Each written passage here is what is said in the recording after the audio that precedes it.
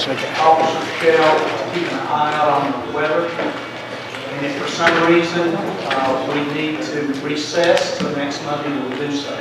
So as soon as anything adverse happens out there, he's going to run in here and wave his arms. So if you see him come in and do that, you'll know we'll recess.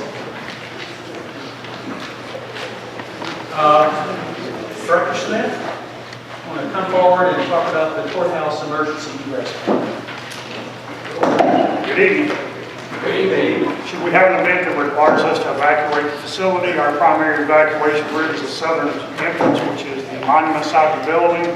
Go down the stairs and we would assemble in the parking lot behind the building. Secondary exit route is the stairs across from the elevator on the north end of the building. And again, our assembly point would be in the parking lot behind the building. We do have an AED downstairs next to the elevator, should be anything required of.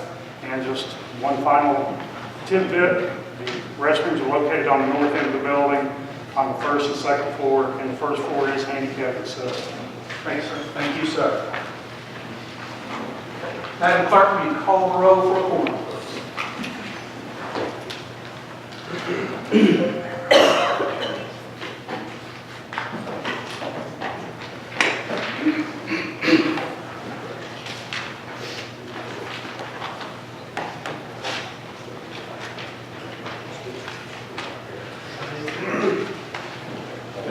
23 present, 2 absent tonight, Commissioner Collins and Commissioner Brown. Hey, look, Monterey, you might not know this, but Nancy Brown, that woman that got killed at Long Mountain was engaged to her son. So I said that's why she did her nephew. Who? Her nephew. Her nephew. Her nephew. Yeah.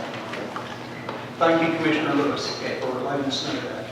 Next item on the agenda is to approve the agenda. You've had an opportunity to look through it. Do I have a motion? Motion by Commissioner Hill, second by Commissioner Deeks to approve the agenda. Any discussion? Hearing none, Madam Clerk, call the roll.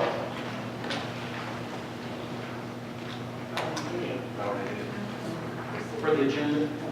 For the agenda? That's okay.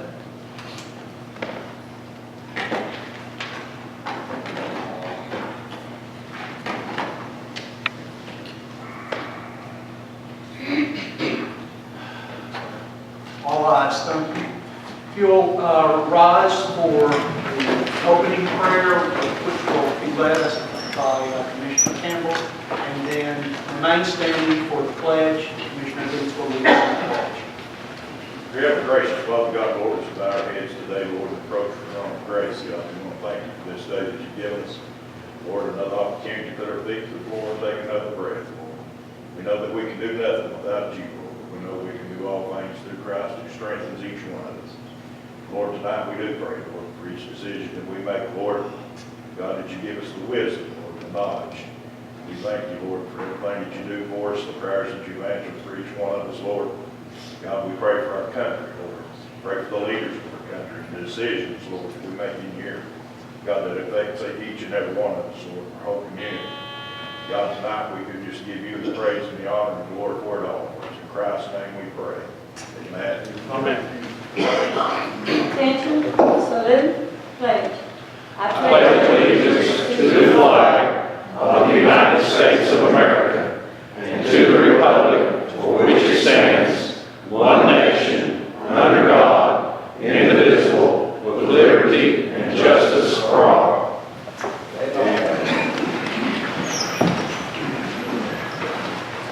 The minutes from the December 11th, 2017 Commission meeting are in your packet. Hope you've had an opportunity to review those, and the floor is open for a motion for their acceptance. So moved by Commissioner Ward, seconded by Commissioner Grindstaff. Any corrections or comments on the minutes? Commissioner Johnson. Does not have concern with what you're speaking about, but draw attention to the chair, number 7 has been overlooked. Oh, thank you. I'll pick it up right after this. So, Madam Clerk, if you'll call a roll to approval of the minutes.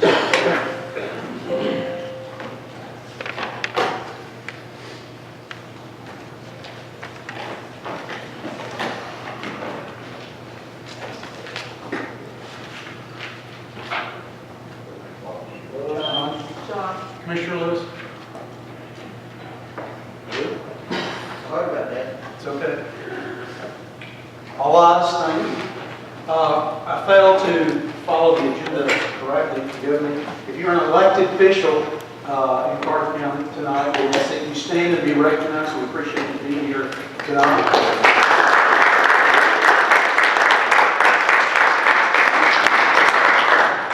And a special shout out to Roger and his crew for all the pre-work that they have been doing in preparation for the winter weather. Thank you, sir.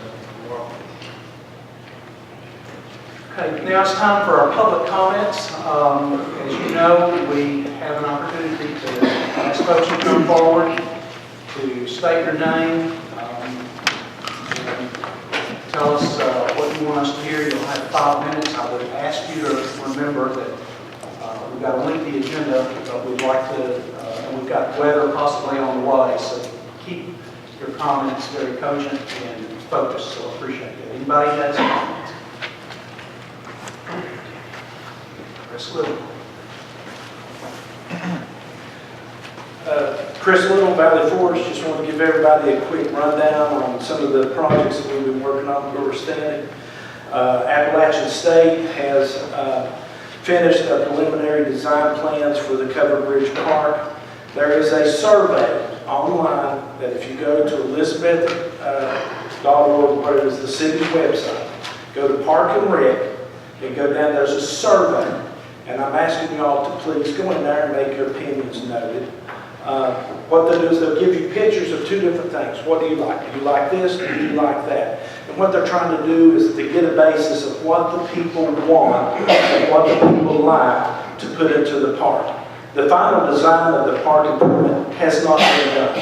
I know there's some groups on Facebook that's already bashed us saying that, you know, elderly can't get in it and all this stuff. I don't know what their agenda is. It's pretty ridiculous and immature.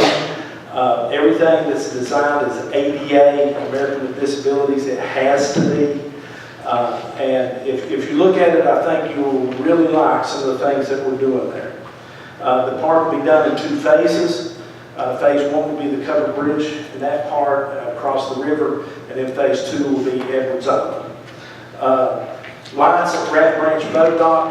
We've got TVA. The lights are already here. That they're at the Elizabeth electric system, but we're going to redo the lights at the Rat Branch Boat Dock. We're going to put 6 to 8 LED string lamps in and light the whole park up to help stop some of the thievery and stuff that's going on out there. But since Boone Lake has not been, the water's down, you can go up there on a Saturday night and there will be 70 to 80 trucks with boat trailers. We need to do everything we can to keep those people here. That's bringing money in here. They're buying gas, food, different things. So we're hoping to capitalize on that, but we're hoping January, February, March to have the new LED lighting up at Rat Branch Boat Dock. I commend the county for Green Bridge Landing. It's looking real good. Whoever thought that a dump could be turned into something useful, I think this spring, when the word gets out to the kayakers that we have something for them to get in and out of, you're going to start seeing a lot more cars from other counties coming in here.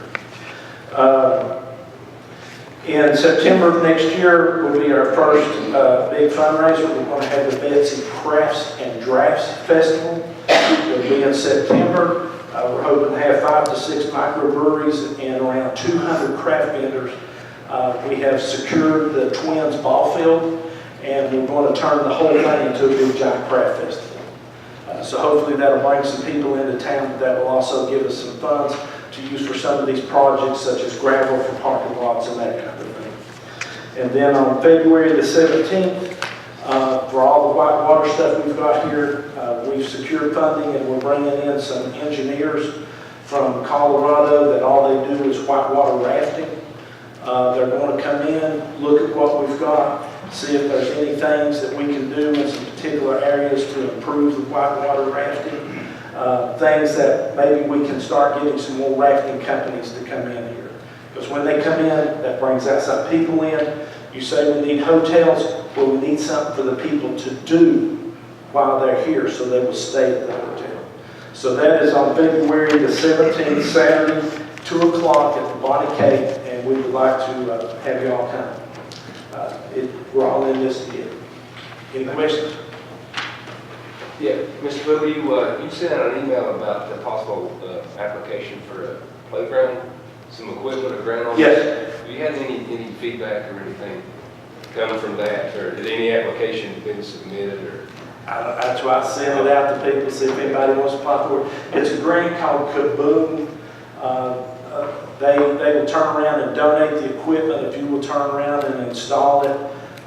To my understanding, there's not been, I've not seen anything from a Carter County application, but a private citizens group can go for it, anything like that. But there's little grants out there, and there's big grants out there. That's why I sent that out. Maybe it'll draw some interest from the Rome Mountain Citizens Club or something like that. Or help others. Yeah, I knew it required an account. I kind of looked into it. I didn't know if something been submitted or just kind of duplicate that. Yeah. Not to your knowledge. Not to my knowledge, but basically like that. Thank you. Thank you, sir.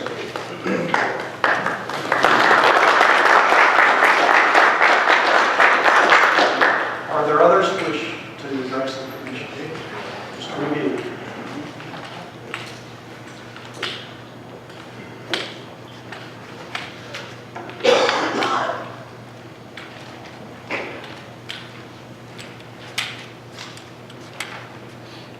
I am Jim McGee. I live down in the Central Community, 3rd District. I've been here before.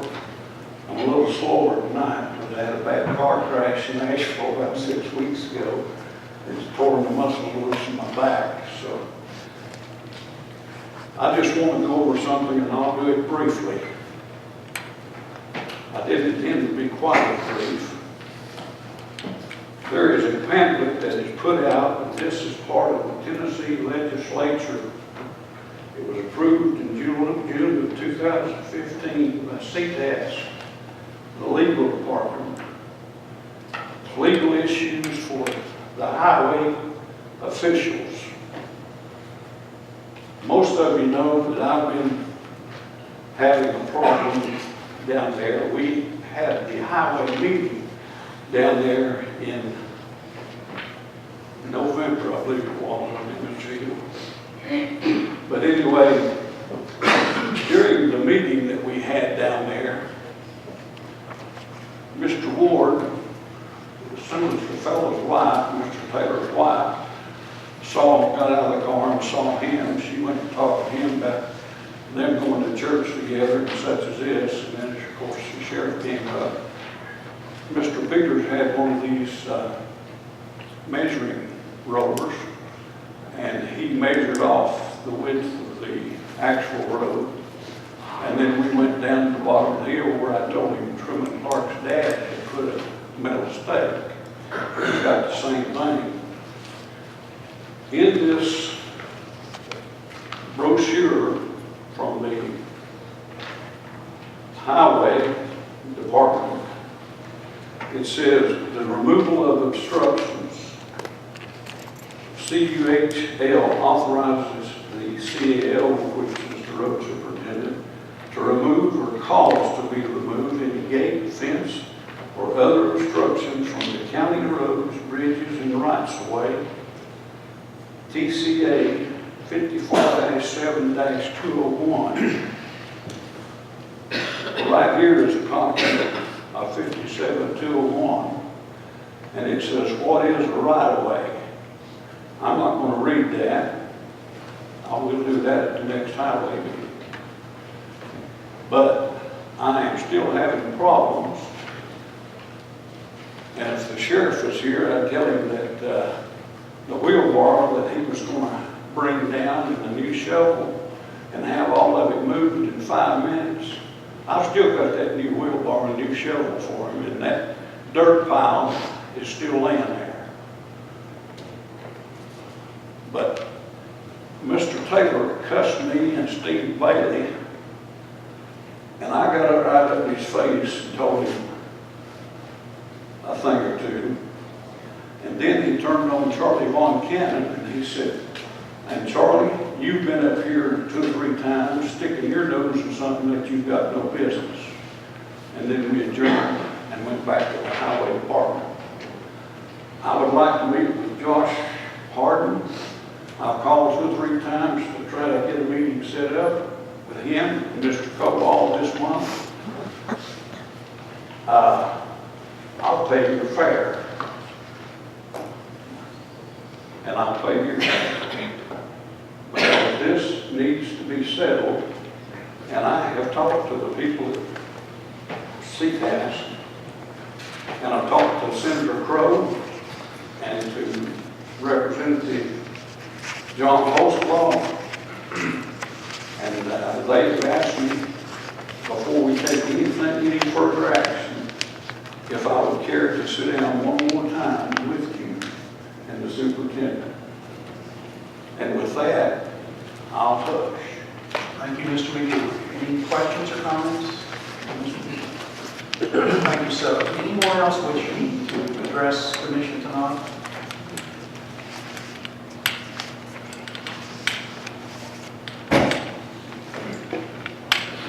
Mr. McKay?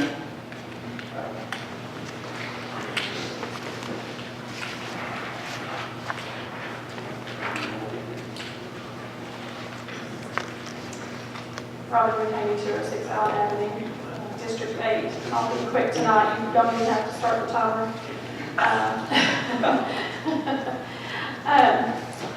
I've been doing a little investigating on my own, and I challenge you, and of course the teacher in me says, I challenge you to not to take notes, okay?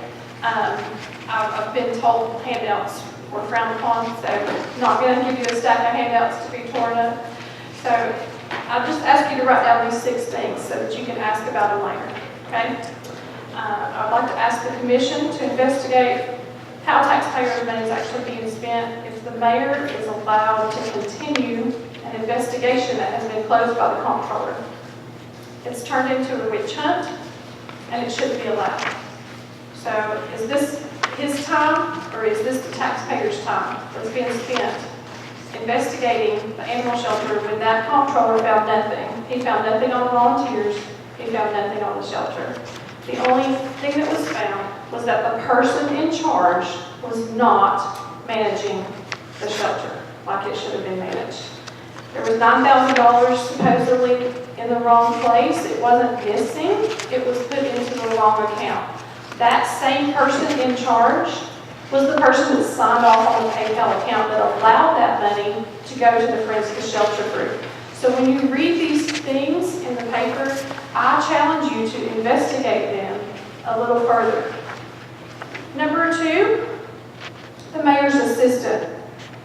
Is she also getting comp time for this time? Is she helping with the new investigation? Who exactly is doing this investigation? These are some things that we all are curious and want to know. I would also like to ask if we could also look into where these freezers went. This freezer question continues to come up, not just by me, but others in the community, over and over and over. There's some freezers that went missing, and there's no accountability for them. So I would ask you to also write that down. Actually, no, that would be under number 3, I guess, as well. Number 4, how long are we going to allow this to continue? When do we say enough is enough? Number 6, I want you to be aware that there's some ordinances that need to take place. There are city ordinances for animal control, and now that we're going to have 6 animal control officers as county, we also need those ordinances. The state animal law is very broad, and if we send those officers out with just state law, they won't have a leg to stand on. State law says that you can have an animal as long as the food and water is available to that animal. It doesn't matter if they look like they're starving. There's nothing that officer can do. So if we don't get our own ordinances in place, those officers it's going to be pointless to have them. We have some ordinances that Mr. Harden has drawn up. I've asked him to send them to me, but I didn't have everyone's email. So I would ask you to request those and look at those. You will have to approve those after the committee has looked at them and approved them. So I would ask that you kind of do your homework there. And again, be there for the animals as part of the county. Thank you, Mr. Tanner. Are there others wishing to address the commission this evening? Mr. Livingston, I see you moving this way.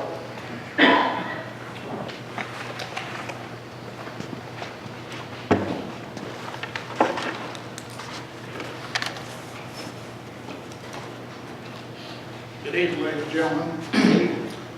Roy Livingston, Hampton. We've been watching this money pretty closely. Of course, I guess you all have done figured that out for now.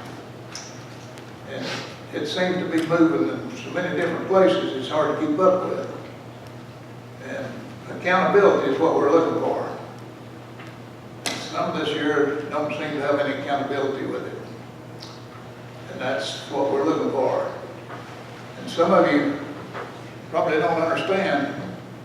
You might be able to get the attorney to tell you what diversion of funds is and what's the difference in it and money laundering.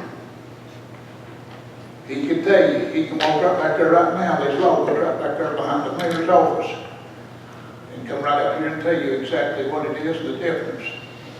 But research pays a lot, I'm sure. So you would probably get him to research it, but I doubt he's going to tell you anything without the research. And I tell you, this budget deal, we've not forgot it. You come up here this year and you set a budget with a couple of people, what it appears to be. The rest had no knowledge. We've asked over and over and over for a worksheet of how you set this budget. Nobody can tell you nothing. They picked a number and then just decided they're going to raise our taxes and go to that number. They should have cut the taxes probably 25 cents at least this year, but yet they raised them. And somebody's going to have to be accountable for this stuff. And it'd be easy and simple for somebody to get up here and explain to us how they set that budget and why they didn't have a worksheet. You've got to know how much money you got before you know how much you got to spend. And they don't never check anything that appears to be of how much they got. We know they have a lot more than what they played like they had. And they just want more and more and more. And the taxpayers' back's done broke. So what you just need to do, we sit right here now, right there, Mr. Von Cannon, and I want to congratulate you on this, sir. I still said from day one, you was the smartest one in the whole county. And I'm telling you, from what he got here tonight, if you saw here, you would have heard it. He's done more than most of you could do in 4 lifetimes. And you sit here a whole lot of times and you make fun of him because he can't hear it. Well, he got his ears busted over yonder defending this country. And you act like it's his fault. If it hadn't been for him and people like him, you wouldn't be here. But yet you try to make fun of him because he can't hear good. But if you just listen to him, you could learn something. Of course, some people already knows everything. You can't learn somebody that knows everything, anything. But we are still watching this money and this budget stuff. So you might ought to, if you want to explain it to us, show us some worksheets and stuff, what money you work from, or whatever, and then what you ended up with, that's fine. We've asked for it over and over and over. They'll give you 500 pages and tell you to find it. I don't think that's accountability, not in my opinion. But that's what we're looking for, is accountability. Thank you, ladies and gentlemen. Thank you, Mr. Livingston. Are there others to address the commission this evening? Seeing none, the next agenda item is notaries and bonds. Madam Clerk, would you announce the notaries and bonds? Lindsay Hall, Judy Bell Bacon, Angela Walsh, Megan J. Lewis, Patricia S. Duffield, Billy C. Barnes, Regina S. Lewis, William L. Schaff, Kate Ann Kemp, Justin Martin, Tony E. Gooch, James S. Church, Sandra K. Eller, Judy Harvey DeLuge, Joyce Cole Birchfield, Norman B. Peters, Douglas D. Bradley, Aaron J. Brazell, Tequila Collins, Maxine Lewis, Brian Jeffers, Sherry L. King, and add Lawrence Tester and Kathleen Campbell. I make one motion by Commissioner Lewis, second by Commissioner caller to approve notaries and bonds. Any discussion, comment? Hearing none, Madam Clerk, call roll, please.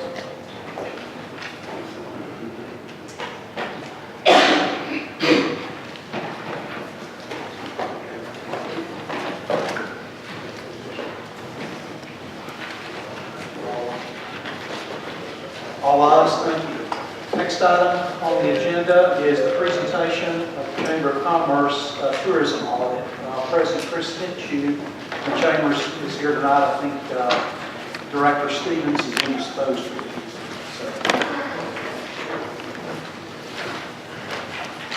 That audit was in the packet. I hope everybody had a chance to look at it. Yeah, I'm not going to go completely through it as far as that goes. I just hope you had some, I know we got some contact today regarding that, and just kind of give a follow-up. And Stevens came to our church as well today, so we're grateful for that. In the overall part of the audit, as far as that, probably one of the big things that stands out is when Blackburn Childers and Segal did the audit, they wanted to look at what we're doing now, since we're no longer under Carter County Tomorrow, but are actually under the Chamber of Commerce. All the financial stuff beginning in July of 2017 come back to Chamber. So there's a whole new set of policies and procedures, and they've referenced some of that through here as well, and I'll be glad to answer any questions. I came on as Chamber President in that same time as well. And we did a lot of work to try to make sure by the time that all this came from Carter County Tomorrow that we would be accountable for the funds and stuff that come through both tourism as well as to the Chamber. When you look at the part as far as understanding of entity, realize that tourism still falls under the Chamber of Commerce. And as they made a note in there, as far as it goes, it's recommended that they operate as a fund under us and not as their own separate 501c3. As you know, the process takes a little while to get that 501c3. And we have discussed that in different meetings as well.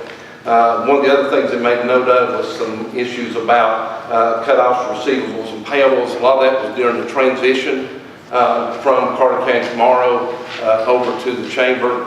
And as they make a statement in here, they've showed some of the entries, but we've done our due diligence to make sure that those things have been corrected and that we've got that taken care of now.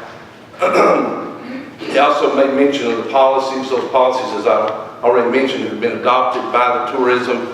The executive board worked on those using various sources of information to come up with a good set of policies, and then those were approved by our board as well before we started July 1. And their recommendation as we make policy as well as those will be reviewed annually. They also made mention as far as that goes of the change. You may have noticed in before large disbursements there had to be a certain approval amount, and it was, we made that at $1,000. It has to be approved before that actual amount can be done with that. And then the last thing they made mention of as far as it goes is making sure there's adequate segregation of duties. If you understand kind of how the Chamber operates, you have basically the executive director, which is Ms. Stevens, and then your tourism coordinator, and that's your two full-time employees. We have two part-time employees as well, the front desk person, as well as an administrative assistant. And so we do our best as far as that goes to do a segregation of duties. Myself, as well as the treasurer, do most of the sign-off and approval of large purchases with that. And we also keep up with the other parts as far as it goes monthly, just to make sure that the funds are being spent appropriately. I'll be glad to answer any questions anyone may have as far as it goes. Mr. Gall? The tourism coordinator, I know Ms. Carter moved on to the NetRec organization. Has that spot been filled, or? We had, during the month of December, we interviewed, Ms. Stevens interviewed 9 applicants for the position after the cutoff date. Last Friday, we interviewed 4 more as a second round of that. And with her, with the holiday and then with her surgery, our goal is to, as soon as she recuperates enough, for us to sit down and make our final decision. I think that overall the community will be well pleased with even the 4 that we looked at. Any one of them can do the job and do it quite adequately. Good. All right. Additional question. Do you receive, I know you get most of your funding through the hotel motel tax. Is there any donations or any additional revenue that you do receive for tourism with this? Again, the majority of it, if you look at the actual audit itself, it makes a mention of, let me find that page there, of resale items of $29.58 that comes in, and then there was $6,000 of contributions that came in as well. But as you can tell from that, that $124,000 is the hotel motel tax. Okay. Did Ms. Carter get the grant this year? She did, as far as that goes. That particular grant went to promoting certain aspects of tourism. I'm trying to remember the actual name of it. I read over that stuff today. I know it's not part of the audit, but she did get that. And if I remember correctly, it's somewhere along that line, so that's $6,000. Any other questions? Just one question, if I could, sir. Do you feel like moving to the new entity under the umbrella has that been a positive change in your mind? We do feel like it has been, as far as that goes. There's not a disconnect with getting approvals and those type of things. We're able to do most of the work. Matter of fact, I think that you're going to see some really positive things. Some of the last things that Ms. Carter brought about was several tourism advertisements and different things that she got some really good deals on, and we just couldn't really pack them up. And I think overall, because we were able to move through that with the meeting of the executive committee and tourism council, it's going to make things move a lot smoother. Commissioner Gordon? Just one question regarding, you mentioned earlier about essentially it being classified as compilation due to timeframes and the nature of that. Is that something that moving forward next year we can expect a full audit as opposed to this where the entity has full transfer over?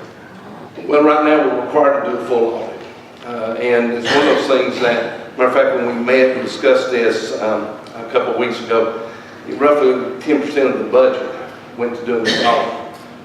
If you look at the amount of money comes in, it costs us $10,500 to have this audit done. And as things stay under the current agreement, then we'll have to have another full audit next year as well. Yes, sir. Ford, did you incur any extra expenses due to the Lincoln Court County Board? No. No accounting or anything? What's that? Oh, accounting expenses or anything of that nature? No, I mean, as far as we took care of our part of the audit and those type of things, but no, nothing else. Other questions? Chris, can I ask one question about the salaries? I assume that 41,551 is not the salary in total for the tourism director. That's correct. The way those are split, as far as it goes, the front desk receptionist, that part-time salary comes from chamber budget. The administrative assistant comes from tourism. And maybe where we've actually been advertising for that position for a while, and we have someone in our part-time, but they're not working the number of hours. So we actually, we think we'll have a savings in that part until, it looks like right now, the ones that interviewed, we'll put someone in that position in more of a permanent basis in March. But until then, we're kind of working through that. And so you've got basically 2 staff members doing everything right now. Okay, all right. Thanks for that explanation. If there are no other questions, I need a motion to receive this report. Make the motion. A motion by Commissioner Carr, seconded by Commissioner Meehan to receive the report. Madam Clerk, any other discussion? Okay, hearing none, Madam Clerk, call the roll.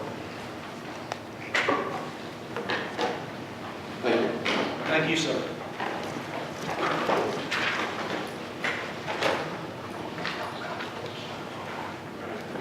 John?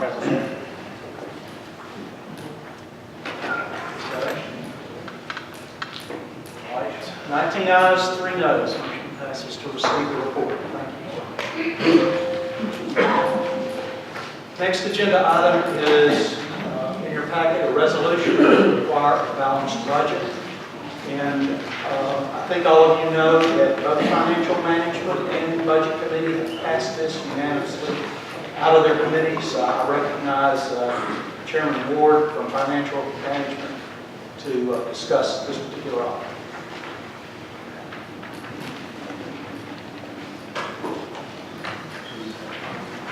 Yes, you guys are aware this did come through our committee and it did pass, all 8 votes. If there are any questions about it, I hope you have time to read the resolution, or we can have Laurie read it one, whichever one you guys prefer.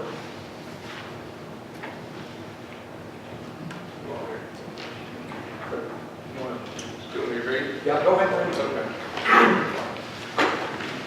This is a resolution to require a balanced budget, restrict the use of unused and unencumbered funds transferred back to the general fund balance each year, and establish a reserve capital improvement fund. Whereas the Board of County Commissioners for Carter County must adopt a budget each fiscal year for the operation of all the various offices, departments, and/or divisions of Carter County, Tennessee. Whereas pursuant to Tennessee Code Annotated Section 5-21-104E, the Financial Management Committee is charged with establishing and approving policies and procedures for implementing a sound and efficient financial system for administering the funds of Carter County. Whereas pursuant to Tennessee Code Annotated Section 5-21-105, the Budget Committee has been designated as a special committee charged with establishing and approving policies and procedures necessary for preparation of the annual operating and capital improvement budgets of Carter County. Whereas both of said committees have studied the policies and procedures relevant to the development and approval of the annual budget of Carter County, and have determined that it is in the best interest of the citizens of Carter County to adopt the policies set forth in this resolution, and have therefore recommended the adoption of this resolution by the Board of County Commissioners.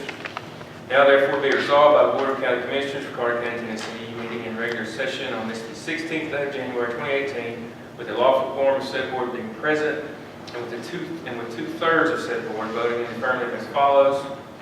Number 1, that it should be the policy of Carter County to develop a balanced budget each and every fiscal year, which shall take into account the budgetary needs of each office, department, and/or division of Carter County government, and fund those budgetary needs only through utilization of existing and/or projected revenues.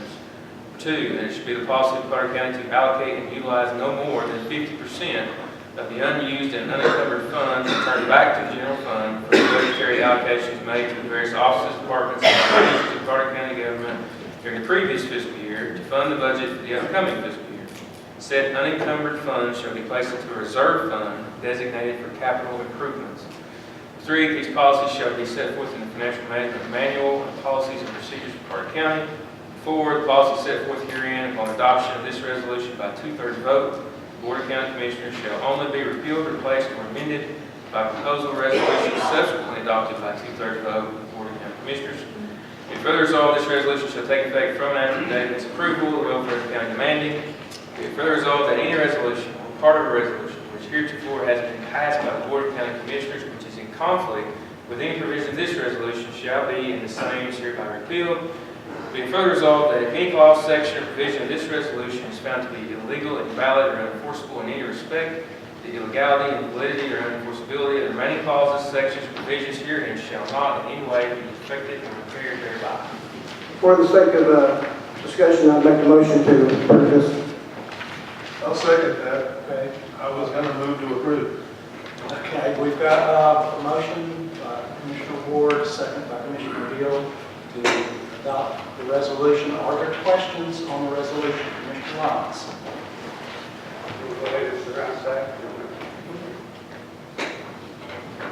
In November this past year, I did a proposal to the Budget Committee in writing, and that proposal was two parts. One was to do a salary adjustment comparison throughout the county government. If you recall, I presented that to the Budget Committee. I also presented it to the full body of this committee. And the idea at that time was to try to do a reserve and have that reserve set aside to start funneling money into or putting money into on an annual basis. So at one point we would have a reserve fund that the employees, the county employees, we could look at that reserve fund and try to determine what salary we could give them for that year. That was in November. The Budget Committee, including our chair, Dr. Oaktuff, and he and I talked about this, thought that was a great idea to go ahead with that reserve and use that for salary adjustment on an ongoing basis and continue to put money in there at the end of the year as we could to build that budget, to build that reserve. And I think you all remember that. So it's a two-part thing. One was to do a study across county employees to see where the inequities were and try to address those in the process. And the second part was to set aside that reserve. And the problem I have with this resolution, and I know I'm not going to get too far with this, basically I agree with this resolution. But I do not agree with the language of 50% of what we take in at the end of the year to set aside into a reserve is specifically for special projects. And I really think, in all due respect to the Financial Management Committee, which I've served on, and to the Budget Committee, which I've always respected, but this past year, as you recall, we did a 1% raise, and we had to rake and scrape to do that for county employees. Now, what I'm asking you all to consider is not just set this aside for special projects, but to find some way that if we have to go back to the drawing board, or if we don't have to go back to the drawing board, but to find some way to take maybe 50% that you all are proposing in here, and do 25% of that for salary adjustment pool, and then leave 25% for special projects. You all know, and I know, I was on the Building and Grounds Committee for 3 years. Still on the Building and Grounds Committee. And Commissioner Grindstaff has done a good job following up with what I was doing with the rest of the committee members. He presented the other night at the Budget Committee several projects which we need to do, but we've also done several projects. And we could go down the list and name those. But the thing about it is, here's an opportunity not to slap the county employees, 274 of them, according to what I have, excluding, I'm not talking about the school system. We have 274 employees, some of those are part-time, some full-time. Let's not slap them in the face again this coming year. We have county employees on this commission that won't be allowed to vote on this, won't be allowed to have much input on this, but I'm speaking for them. I did it last year at the end of the budget cycle. I tried to get some way done to give them more than a 1% raise. That's a slap in the face. And now here's another opportunity, and I'm going to call it what it is. I presented this in November as a salary adjustment opportunity for county employees. It turned out to be a special projects resolution.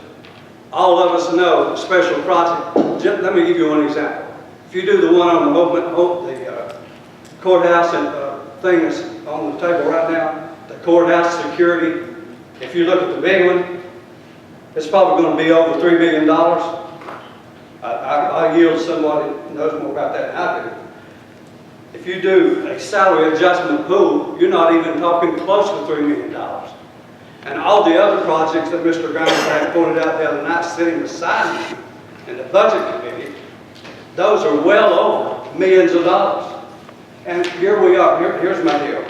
Look at the Election Commission office. When we took that project on, and those people, all of you people are on there with me, we went over there, and we have a wonderful place right now, the election office. I went over there last week and looked at it, specifically for tonight. That's something we need to be proud of. But you can build a big, fine building. But if you do not take care of the employees in that building, then you're making a mistake. Because if you don't take care of the employees, you don't take care of what they're doing in this process, we're going to have special projects. And we're going to get paid for with this resolution with that 50% that we all set aside from the Budget Committee and asking this commission to approve tonight. What I'm saying is you better take care of the employees too that's going in these special projects. And you see how passionate I am about this? I think if you'd ask the county employees, they would tell you that Ray Lyons is right. Don't do us like you did us last year. Set this reserve up, try to tweak it in a way where both people benefit. Special projects, you're building your building. But the people that you're putting in it, those people need to be taken care of. Those are the most important assets that you can have in being successful, like Mr. Von Cannon has been successful. So please, I'm asking you to consider with this resolution, don't leave the county employees behind. Ray, I do agree with you. You know, the employees are very important. But each and every month, I ask people to come to our meeting. and to give input. And, you know, nobody came and gave any input. Mr. Johnson did come up with an idea to get us started to help develop some of these projects. Mr. Johnson came up with the idea that I presented in November, only it was changed from salary pool to special projects. Exactly how it's changed. Okay, I do agree with you, we do need to set some money aside for that, but this is what came through our committee. Commissioner Grindstaff, you were up next. Yeah, I just had two real quick questions. They're hopefully easy to answer. One is, what funds does this apply to? Does it apply just to general fund for us? Does it apply to highway fund? It'll be just the general fund. Just the general fund, okay. And then the other one is, what is a good definition for balanced budget?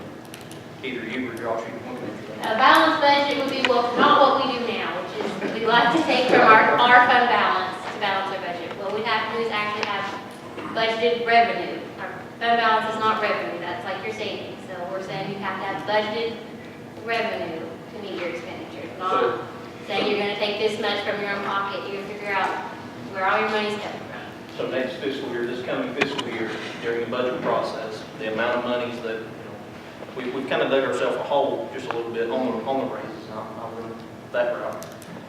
That would require us now to fund those raises and not take those from the fund balance, which we should be doing. Don't get me wrong. Okay, thank you. Commissioner Peters? I agree with Mr. Lyons.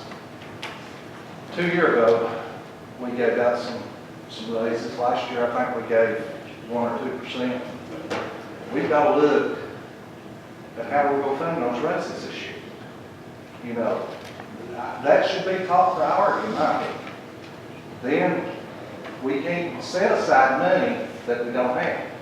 We don't know how much is going to come back into the county. I hope it's a whole lot. But I think, I'm like Mr. Lyons, I think that we should look at what we're going to have to spend this year as far as supporting those raises that we gave, because that's going to have to be paid for again. And we can't leave our employees out in the cold. So we got to watch what we do here. I'm for a balanced budget, but we got to make sure that we do it in a way where we don't tie our hands. Well, thank you. Commissioner Von Cannon and Commissioner Peters. First. Oh, wait. Take the floor. I've been looking at another way. First of all, Mr. Lyons is correct.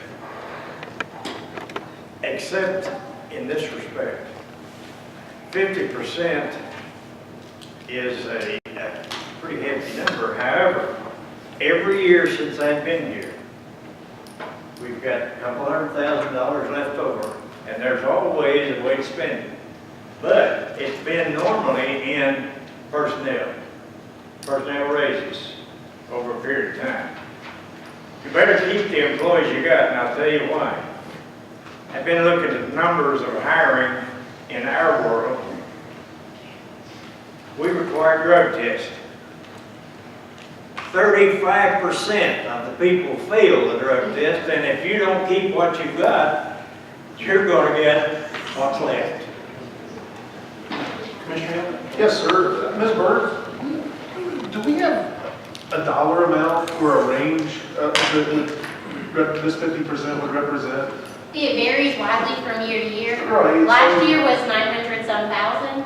Some years it's been down to, I think, 400,000 is probably the lowest I can think of that I've seen. We are also talking about doing more in detail budgets with our office workers, which I think we need to do so we have a more accurate idea of the funds they actually need. So that may also bring that figure down, just because if we have a more accurate budget, there won't be as much left over. All right, follow-up question. The raises that have been talked about for the employees from time to time, is there a dollar amount that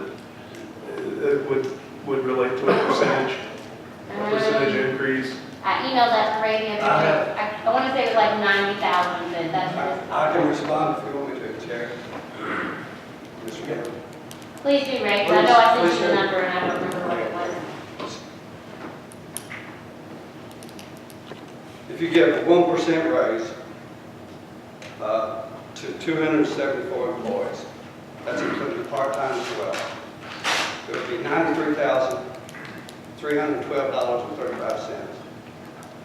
If you give a 3% raise to the same number of employees, it would be $276,937.04.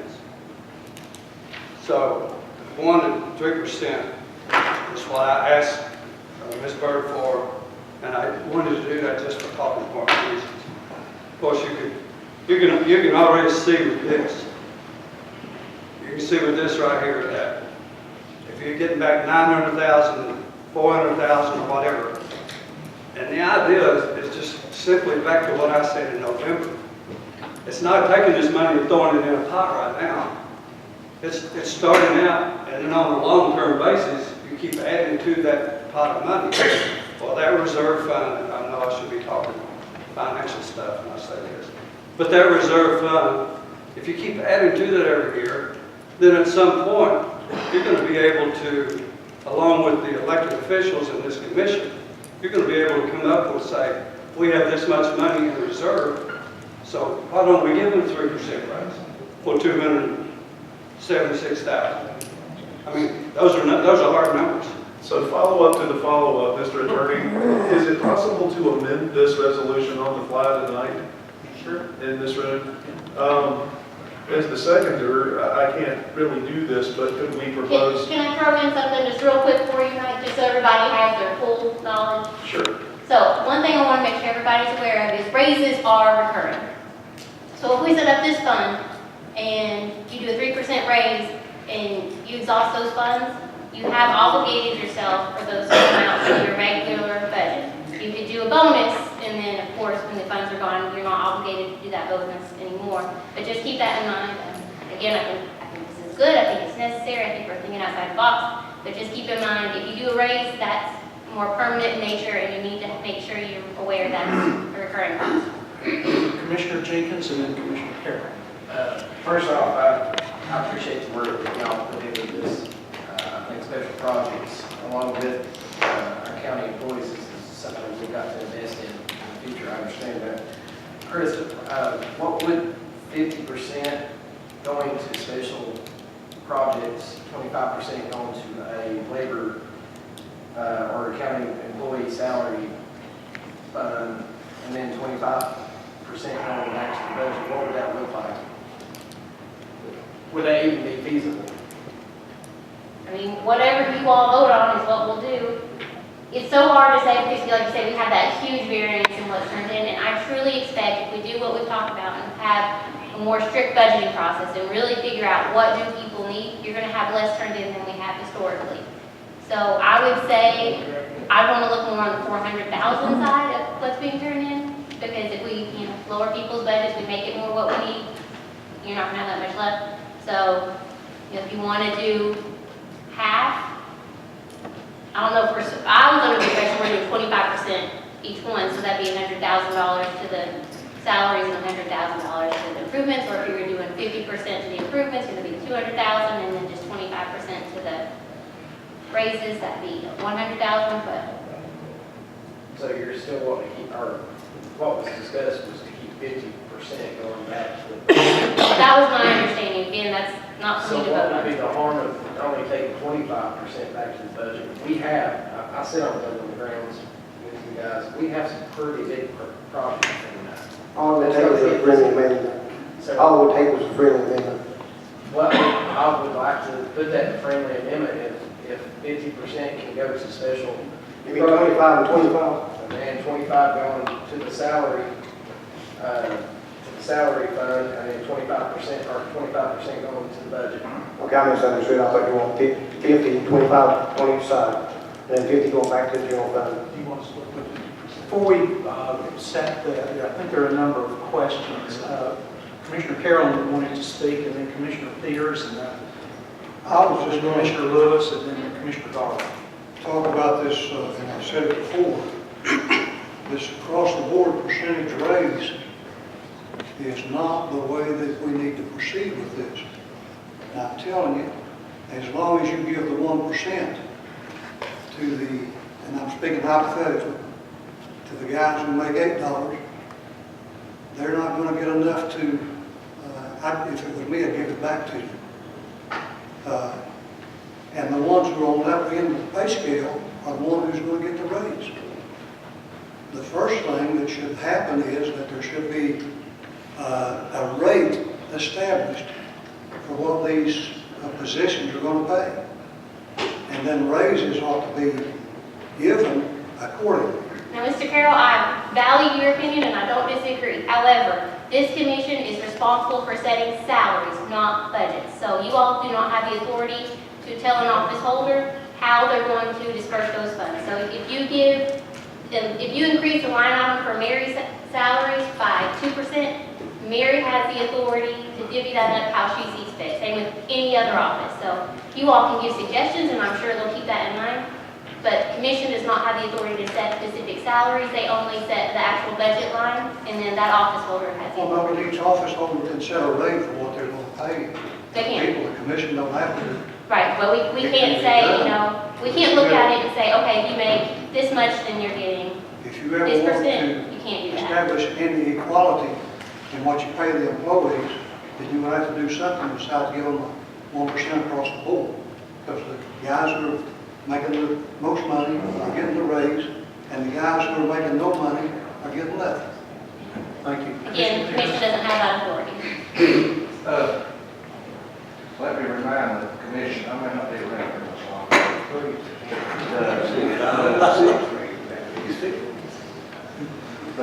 We've not built a school in this county in over 25 years. Now, you're talking about setting money aside for special projects. We better look at what projects take priority. We've not built a school in over 25 years. We have schools in this county that need to be consolidated, and we just won't admit it. We're throwing money in the river on some of these schools because they need to be put together. And we ain't got the political will to do it. And we need to look at that because all the other counties around, if you'll notice, they're building, they done this years ago. We're behind in Carter County on our school system. On the way that we're operating our school system, we're throwing money away because it's not the politically correct thing to do. Well, we need to get to doing what's right instead of what gets us reelected. Now, I know this ain't popular, but it's the truth. We need to look at our school systems. We're letting them go to the wayside because we're wanting to do other things. So I just want to remind everybody that we've not built a school in 25 years. Thank you, sir. Commissioner Lewis, you're next on my list. Number one is, this financial management has got a good policy here. Number two, we need to maybe take care of the employees. I ain't saying they don't need to be taken care of. But eventually, it's going to backfire on us. It's going to come back to the poor working man, taxpayers. Now, we got money right now. For you, might not have none. Now, what did this 1% raise come from this year? From a 2% tax rate. And that tax rate was on the working man. So we got to be careful of what we pass and what we do. How is it going to affect the working men and women of this county? Thank you. Thank you, Commissioner. Commissioner Garland, you're next. Yeah, I just wanted to offer my support to Ray. He got me thinking Monday the budget last week, and I agree as well. Had the same mindset as Randall, the 25% I thought was a good number. And if we're talking about it now, this might be the best chance to. I think we have to create a line item to get that in there. So this might be the best opportunity to have it. One thing, and if we get that money set up in reserves, instead of maybe not doing the salary increase, but doing just the bonus, that's somewhere we can pull from. So, I want it off for a second. Well, first off, I think everybody knows that I'm always for the employees of the county. I've been trying to build raises for 50 years now. It's very important that we take care of it, so I agree with that on the raise part. The part that disturbs me is the small amount that would be coming back to divide it up. Then if you go to give a raise from that amount, like Christy just said, what are you going to do the next year? because you've got to have that money as reoccurring for a raise. So I'm not sure that this is going to be the solution if we're going to have enough money to do anything with this. So I think we need to think about the reoccurring for a raise. We need to maybe look at some other situation. Commissioner Johnson, you haven't spoken, and you signal that you want. Yeah, absolutely.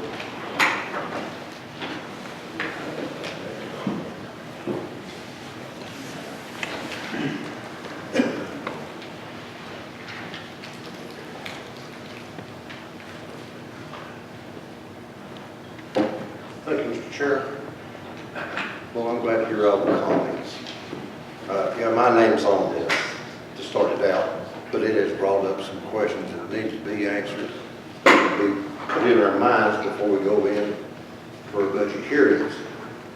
Keep the fact. I'm going to explain the 50%. And I put the 50% on for the purpose of looking at the number for the prior 4 years that has been brought over into the fund balance from prior year funds. I'm an employee, I've been employed, I'm a retired employee when you've got nothing. Okay, so I know their feelings. Yes, Mr. Ray, I appreciate you and your dedication to that. There's 50% left. Don't beat this 50% up. Get the 50% as remaining. We've got a $99,000 balance that's being turned over from prior year funds, which comes out to about $450,000 remaining after the 50. $276,000 give a 3% raise. That still leaves you around 200 and some thousand to go into your fund balance. In this 50%, you got to remember, we're in the hole. You are in the red right now before you go into the first budget hearing in excess of $400,000, a little less than $500,000. They're not spending money. You invest, you take from fund balance to put in on labor is a poor financial risk. What is wrong with setting your rate for your employees? Tell your office holders to put it in their budget and bring it before the budget committee. You've got funds for that. Don't take labor out of your fund balance. Now, for schools, yes, we have major projects. The exact dollar amount given is not known. The part of that 50% was put in there for the purpose of, out of these you've got, for number one, it's on our heart, is the landfill. We really don't know until they get done with our survey and the engineering as to how much time we have left at our landfill. We know it takes up to about $1 million to close it. And then there is an annual fee every year that still has to be put forward to that. And then you've got to reestablish either one of two things, either a new landfill or a transfer, which means money. All right? The other is our Justice Center over here, the second floor, which has been vacated as a jail. That is usable, could be leasable, square footage and space that brings revenue back into the county, or to expand our utilization of it for other office holders. Courthouse security, a very hot item. ADA certification, I don't know if any of you have given it any consideration at all. We're faced with it, it's mandated, it has to be done, and it's going to cost dollars. Sound system inside this chamber is up here. Then, getting everything out to a single entrance into our main building for the front end out here, where everybody uses instead of 6 different doors, which breaches every kind of security in the world. EMA Operations Center. If we have a disaster right now, I know everybody knows what Charlie Foxtrot is, and I'm not going to explain it to you, but it's going to be a cluster. It's going to be a failure. Okay, you in the military knows what that is. I don't have to explain it. But we have taken our fund balance for the past 4 years to where we can do none of these projects, and these things are items that lend for the purpose of our citizens, that we provide a service. Now, for our schools, they're part of this project list too. They should be that, and that's what this is. We set up percentages that automatically, when money is turned over from prior year unobligated funds, percentages go in these reserve accounts. You lose no authority as commissioners. You can adjust that at any time. You can approve or disapprove of it at any time. This don't lock it in solid. The project list itself would be reviewed by the financial management with recommendations up to the budget committee, which has the ultimate approval. They need to be ranked according as to what we need the most, and you can't pay for all of them at one time. So we're setting those reserve funds up to where as the next year comes up for the lower list, their funds will increase to where we get the point we can complete it. And then again too, that don't stop the world. That means you're going to have other projects as we go on through the year. But they will be inserted in as prioritized. Now, last year we spent over $500,000 in the red again coming for budget committee. Remember, that takes out of your operation fund right off the bat. So, and I'm glad it's healthy. I'm glad y'all bring those items up. We need to get it resolved instead of pencil whipping the dickens out of it and killing trees just to write it on paper. So sit down and think about it, because every one of you, there's nobody exempt from a balanced budget. You do it at your own house, or you make the blotter at the federal courthouse in Greenville because of bankruptcy. You don't spend more than you bring in. We have people that live day to day out of their pocket and don't have a savings account for such thing as a rainy day fund. There's a lot of people squander little tomato cans, a little money in the cabinets, whatever, in case a hot water heater goes out. It's an emergency fund, baby.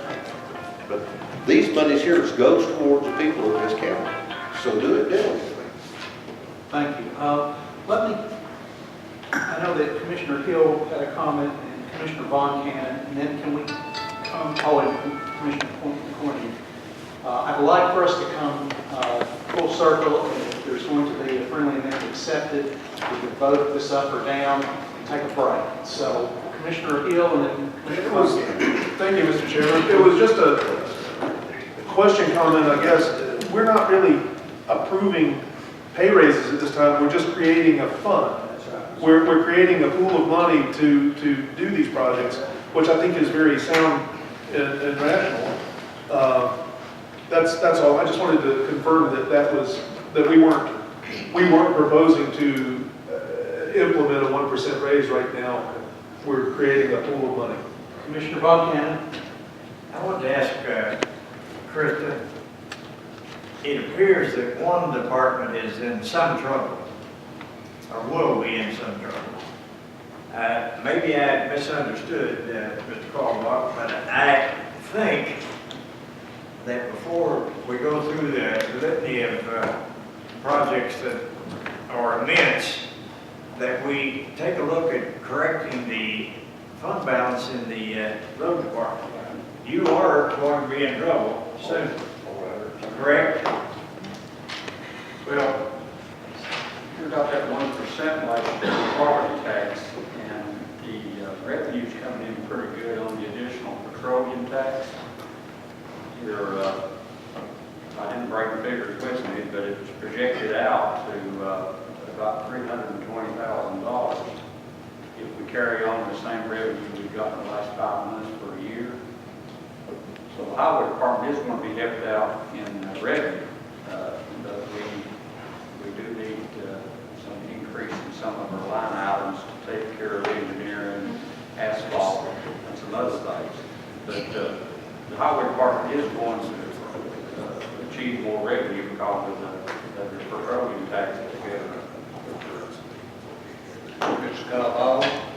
Commissioner McQueen, I think you're next. Okay. Basically, one of the things that I was going to say is that balancing a budget is critically important to our annual success, but balancing our deficit has to come into play as well, bringing us back to zero, so to speak. We're in for a tidal wave of change, especially with our healthcare system being in the state that it's in. We only look and project to see increases in our premium cost, with the Fed announcing interest rate raises and inflation going up and our economy moving as such. We are in for a whirlwind change in the current economy. So I think it's so important that we batten down our hatches here at home and make sure we take care of this and get this in place. And I couldn't agree more with Mr. Peters that we've got to get back to focusing on our education and bringing our children to the forefront of the discussion. I'll obviously support our employees who do that for us and our county employees that are with us. But it's so critical, as Mr. Johnson was saying, to get back to zero and get out of this deficit that we're in. And then let's focus on some positive changes that we can, it doesn't have to be this one or that one. It doesn't have to be contentious. It's just a matter of how we can work this and be diligent, especially as we work with the budget committee to make these things happen. Commissioner Jenkins, I think you were next, or no, Commissioner Garland, sorry. I just wanted to add this, and I do want to commend Brad Johnson for the job he's done, financial management, but finance department, everybody. But I wanted to add, if this moves forward where we maybe set up a line for, we're calling it salaries, whatever, if we call it maybe personnel, where we could get the funds going, whether it be a raise, a bonus, or it could be possible insurance increases, anything like that. I mean, if we set it up that way, you could dip in and try to cover those expenses as well. Commissioner Jenkins and then Commissioner Tripp. I was just going to finish seeing if Dr. Friendly amendment had any weight to it with the 50% that we're already proposing going to these special projects, 25% going to the county employee salary fund, and then 25% going back to the budget. That's what it says here. I mean, 50% of it is already going back to the budget, right? Am I reading this? Right, that's what this indicates, 50% would be earmarked for specific projects. So you're asking to, the friendly amendment to keep the 50%, but then carve out another 25% to go to this fund. 75%? Would be 75% total. Mayor, you haven't spoken, so. Well, I didn't really want to, but I'm perplexed. We're sitting here beating this horse to death. I don't understand it, because if you do your job properly, and that's the whole purpose of the training that you've already put in place, to educate both the commissioner and office holders at properly preparing a budget. If you properly prepare that budget, you're not going to have these large revenues at the end of the year. So you're here arguing or discussing for a half hour plus something that really doesn't make a hill of beans difference in the whole scheme of the situation. So, folks, if you go into this budget cycle, and if you look at a form of zero-based budgeting, which you've never done before, and if every office holder will come on board with that, you're not going to have any reserves. So you can sit here all night long and you can start discussing 50%, 25% of that 100%. 100% of nothing's nothing. And this mayor, as you well know, proved early on, I'm still operating on 2010 budget, less $70,000. That's $500,000 that could have been spent that wasn't. So if every other office holder had come on board and just followed that lead, you wouldn't be discussing this today. You wouldn't have $1 million worth of reserves at the end of the year, so that you could automatically just look at all this extra money we got, we can spend it right away. That's a wrong way to do business. I don't know about you, but in my place, you can't operate that way. You can't do it in any manufacturing operation. You've got to look at that bottom line. So I don't know why the lengthy discussion. I would ask that you probably just round it up pretty quickly and bring it to a close, because just think about what you're saying. It means nothing. Commissioner Tripp and Commissioner Bernstein. Maybe I'm wrong. Well, I sat here and studied this and watched it. I'm on the budget committee, and I know 2 years ago, we had to take about 600 and something thousand Roger's budget to balance budget. Am I right, Roger? Remember that? We had to take so much money to balance his budget. Now, coming up in this budget meeting, we don't know what the insurance is going to be. Year before last, it's 13.5%. Last year, it's 8.5%. So so we don't know what we're doing. And what worries me, I don't mind taking the money and putting it in the pool, but I'm gonna tell you something. There's not very much money left to build that pool now, I'm telling you. And when it comes to emergency or something, where are you gonna get the money from? You ain't gonna get it out of this reserve, because there ain't gonna be enough there. And I want to mention Buford's thing about schools, okay?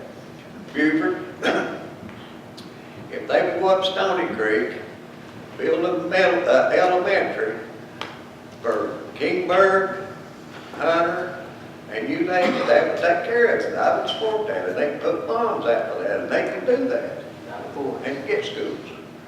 But what I'm afraid of is a budget meeting, and we're not gonna have the money that you think to put in these reserves.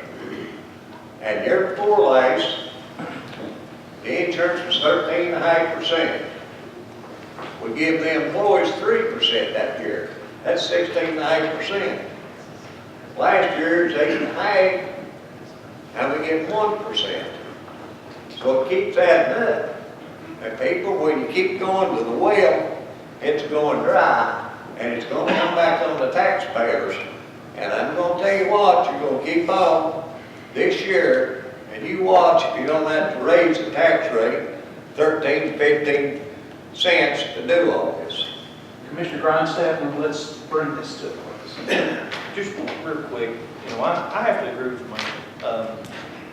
By law, we're required to pass a balanced budget. We're supposed to pass a balanced budget. And for the last several years, I won't even narrow it down to this commission, the last two commissions that I've sat at meetings at, we've always had an issue of we take a budget, we work on it for months and months and months, we come in, it gets shot down, we pull the budget out of thin air, and pass a budget. And, that when you do that, and you only have 4 hours to talk about a budget, and you've got a budget committee that's been doing it for 4 months or 3 months, then you run into these problems. You run into, we're passing a 3% raise or 2% raise, and we're taking the money out of fund balance and cutting for that raise. I'm an employee, I'll say it, I'm an employee, and I appreciate the raise. I could care less mainly for myself, but I care more for the officers that are over there that make $22,000, $23,000. Those are the ones that need the money more than the money. But at the same time, if you do your budget right, you should have very little coming back to you. Yes, a policy should be in place if that money wants to be put aside for capital projects, a school, emergencies, whatever. This list of projects out of building and grounds, that's great. But I agree. The monies that should be coming back should be small, should be nominal. It shouldn't matter, if it's going to be $400,000 or $900,000. It's just a thing that we can do with these funds. The other statement I have is, I guess, more of a logical, a logistics question. We're talking about balancing and budget. We're talking about this will be in place. In order to bypass this, we have to have 2/3 vote to bypass this rule. We're already talking about making salaries out of the money that we want to set aside. If I'm not mistaken, that's the same as taking monies from your fund balance and putting those monies in. It doesn't matter if we had $900,000 that come back last year. We took monies out of that fund balance to try to cover up and say, okay, we're going to give everybody 1% raise. It's the same thing. Your logistics issue comes in with, you're going to have to wait this in order to put that money in for a salary, in order to increase it. Bonuses, you can do bonuses. But Krista can correct me if I'm wrong, Josh can correct me if I'm wrong. You're creating the same issue by taking funds and moving them into a different place. You're not fixing it with that. I appreciate it, I really do. And I know that any office holder that's in here for their employees would say the exact same thing, but instead of complicating matters some more, let's fix these issues. Let's fix where these monies are coming from. Let's actually take care of these issues. Let's fund the raises that we have in place. Work out a mechanism, continue funding them, continue on. One more thing. Yes, sir. Why can't we set up a step raise for these employees for each year? Because we cannot set their salaries. We can only, now you can set up a step budgeting system if you want and set the line items, but you cannot set salaries. You can say it in the line item. Right. So Commissioner Lyons and then Commissioner Tester, and let's solve the issue. The thing that I think we're missing the point on, we are not setting salaries tonight. That has nothing to do with it. We are setting the long-term tools to keep adding to that so that we can pull salaries out of that instead of raising taxes every year at the end of the budget cycle. We're not setting salaries. We're setting aside a reserve to start adding to. I mean, that's where, to me, I don't understand why that's so complicated. That's what I thought our fund balance was, a reserve. We're taking from one pot and putting in another. Commissioner Tester, I'll give you the last word and we need to come to resolve, please. I just have a question for Krista, I guess. Are we locking in by law if we say we're putting this much money here for this particular reason? Down in the future, can we go back and make amendment to that, or are we going to be bound by law? As long as you come back before Budget Committee and Commission and you vote to reassign it for a different purpose, that's fine. But I'm saying, we set a certain amount of money for that, we move it later on. You can, you just have to, you get approval, just like we do anything else, but you can. And I agree with the mayor, we're having all this conversation, but that's, Let's, Commissioner Ward and Commissioner Hill, you all heard the friendly amendment that was offered by Commissioner Jenkins. Do you want to accept it, or do you want to vote on this? If you don't accept it, then we'll vote on the resolution before us. I'd call the question on the motion as presented. Questions been called on the motion as presented? As presented. So we'll need to vote on calling the question. So, Madam Clerk, call the roll. I'd like you to read the motion again. The motion is, as it is stated, that it really involves item number 2, that 50% of those funds coming back to the general fund at the end of the year will be assigned to special projects. Is everybody clear on that? So, the question has been called. We're just voting on the question. Just on the question. You want to do the question and then move to the vote. So, Madam Clerk, call the roll on the question. What if you vote on the resolution? You're voting on calling the question. We've had a lot of discussion. We're voting on calling the question, and then we'll move to a vote. So, the question is called to accept this resolution as is. Is that the wish of this body? If you do, vote aye. If not, vote no. You're voting whether or not to end discussion. So 2/3 of you all vote yes, and then you'll vote on the resolution. Retract. Okay, yes. Clear that, please. Okay. Do you want to clear? Yes, you can, please.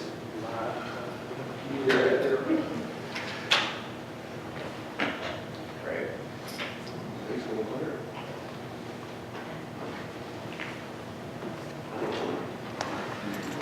Do you want me to cancel the vote? Would you do that, Mrs.?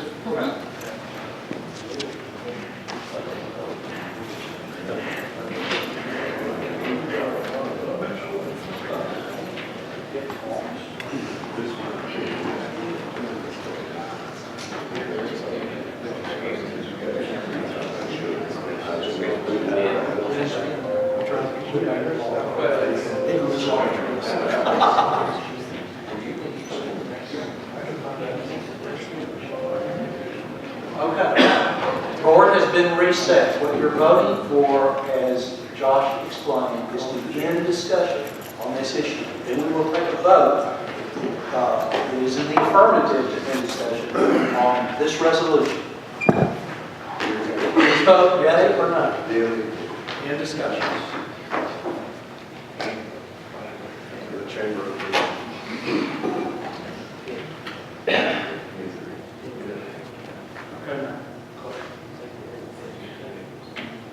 The motion passes to end discussion, 19 to 3. We come to the resolution now. The question is called, you asked to end the discussion.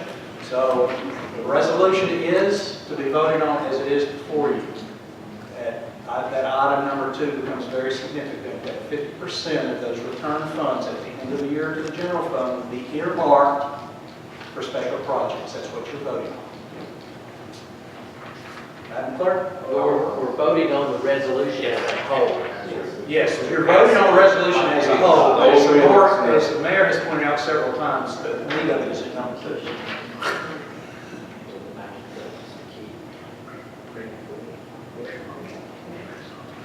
Okay.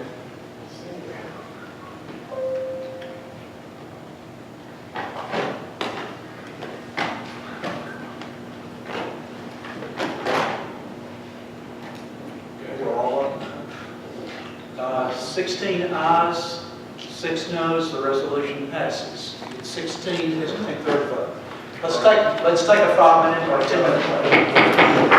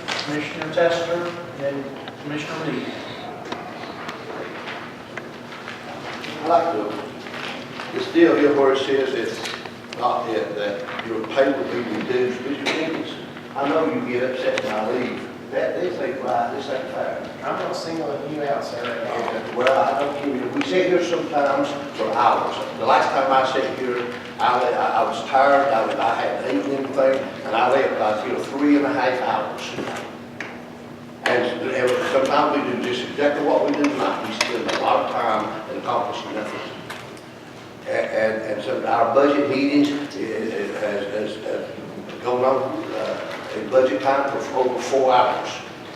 We recess on that and we come back. What we make on this is not getting paid for our meeting, and our time is nothing really.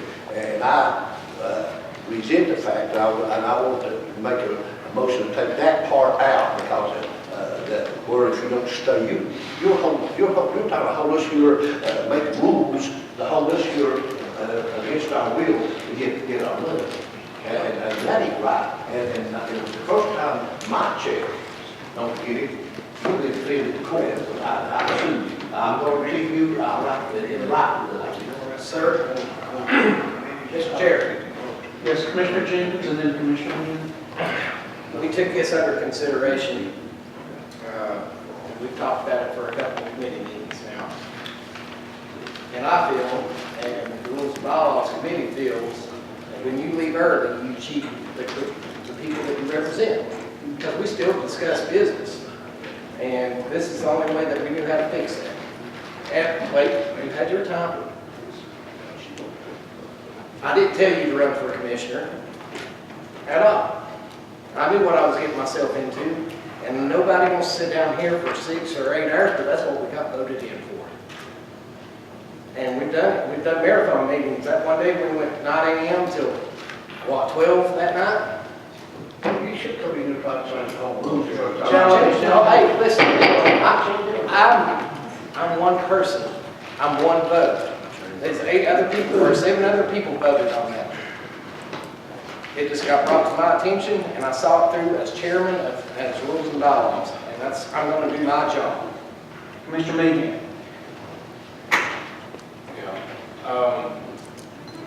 This issue had come up a number of years ago with the other rules and bylaws committee, the antiquated one, because at that point we had people who would stick their head in the door and say, put me down for the committee meeting, and they had to go to a ball game. Similar things had happened concerning the full commission meeting.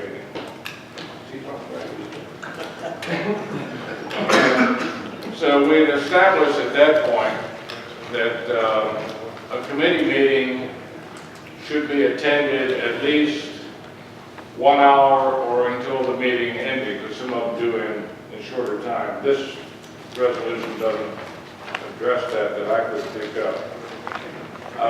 And then we also added in for the full commission meeting that at least you would be compensated if you were there for at least 1 hour, which would get you through the Pledge of Allegiance anyway. But actually, it would take you a little further on. I understand the intent, and that, well, I like the part in there that the commissioners are going to be compensated for the committee meetings that they put their time into. That's a good part. I do have a lot of trouble with the point that Mr. Tester brought up, because I feel it can be a bit arbitrary and punitive where it doesn't need to be. We've had members here who got sick and had to leave. Now, they spent as much time as everybody else in preparation for this meeting to come. And they should not be punished if they get sick towards the end of the meeting or even close to the front of the meeting, if they made preparation and came here and intended to serve.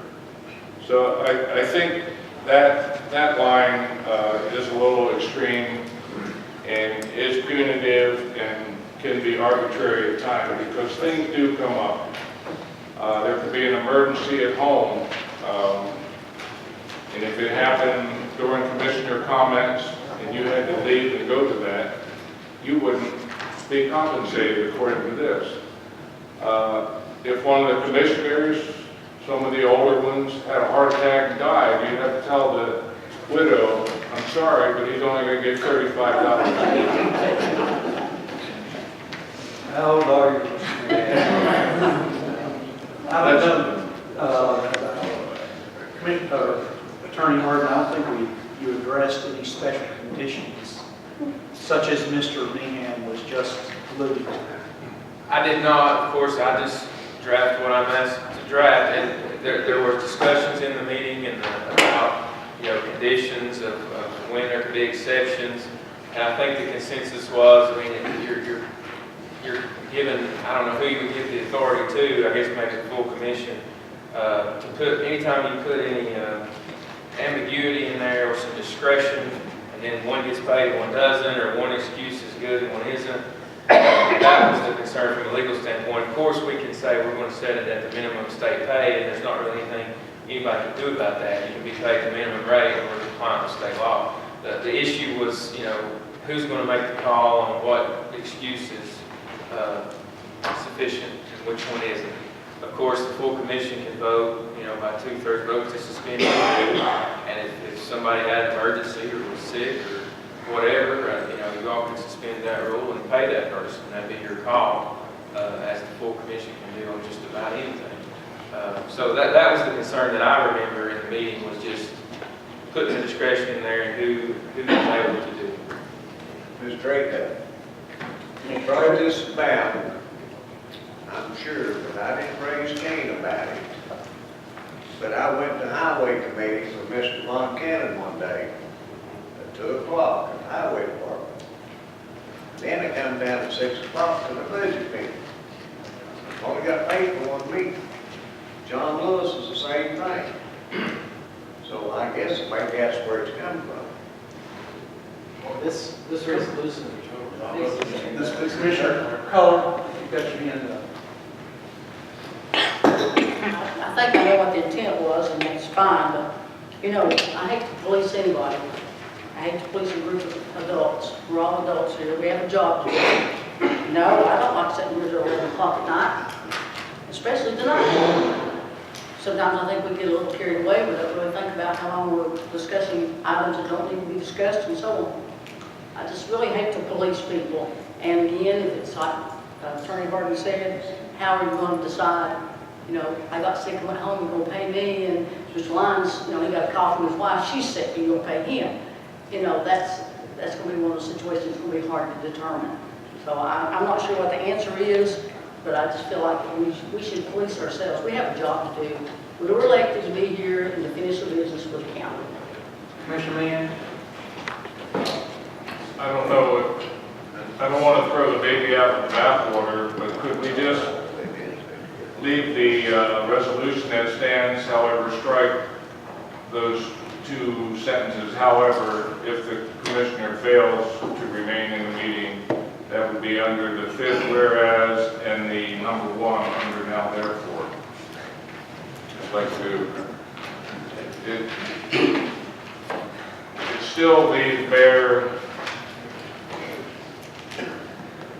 A person could stick their head in a committee meeting and say, put my name down and go away, but that's probably not the norm. But can I put that in the form of a motion to stricken those? You've got a motion on the floor that has been properly presented. To amend it? So you would have to amend the motion. Go ahead, thank you.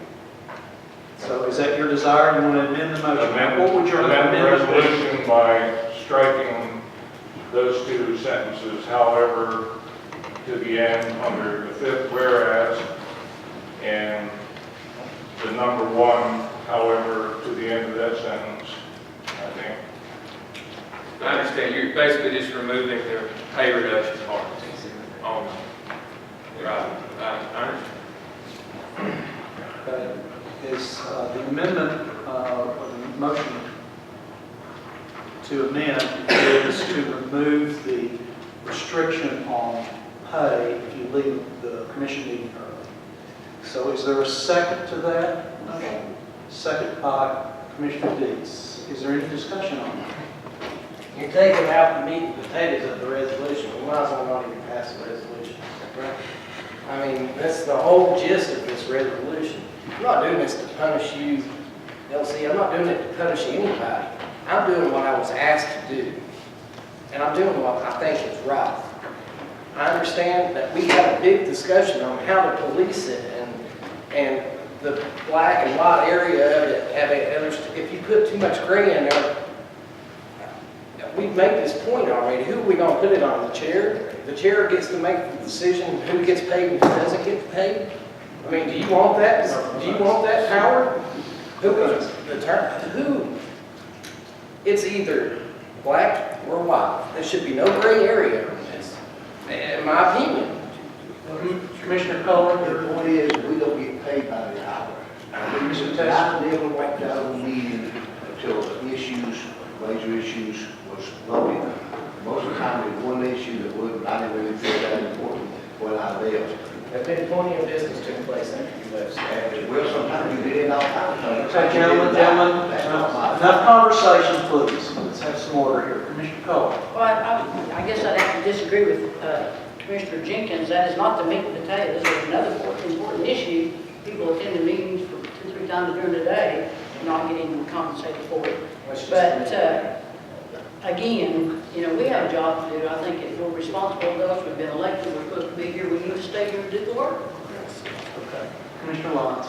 I just want to say that everything's been directed at the chair, but there are other community members in here that went through the study, the research, the assessment, and I'm one of those, and I wish the others would say the same thing that I'm saying. It's not Mr. Jenkins that gets thrown on the chair, I mean the bus. He's the chair that presented the resolution that Mr. Harden drew up. So I think the committee members should, you know, say it's us. It's us that did it. And if it's wrong, we'll do like we did on the other resolution. We'll vote it down. Thank you for the comments. Commissioner Holden? Yes, I was on that same committee that voted for this, and there was no one person or one issue that brought this about. It's merely an accountability issue. We're accountable to our constituents to stay for the entire meeting because many times, the very last thing in a meeting, someone brings up a new motion. So it's like asking the chair, say, okay, it's 10 o'clock, Chair, would it be all right if I leave? You think all the business is over when I leave now? Do you want that responsibility? I mean, it's pretty, I'm exactly like Mr. Lyons. It's black and white. You either stay for the meeting to the end or you don't. Even if you don't, you still get the minimum amount that the state requires you to be paid. So I don't think there needs to be any amendments to this resolution. Commissioner Carroll and then Commissioner Peters. Can I say that it's things exactly like this that cause us to stay here, the length of time that we stay here. This comes through committee, which is what we voted and elected to do, to bring these resolutions through committee. Here it is. Now vote on it, vote for it, or vote against it. Thank you, Commissioner Peters. Well, I thought to myself, I won't go say that, and I'm gonna call another horseshoe in the works. For the last 2 meetings, we have discussed, should all committees be compensated?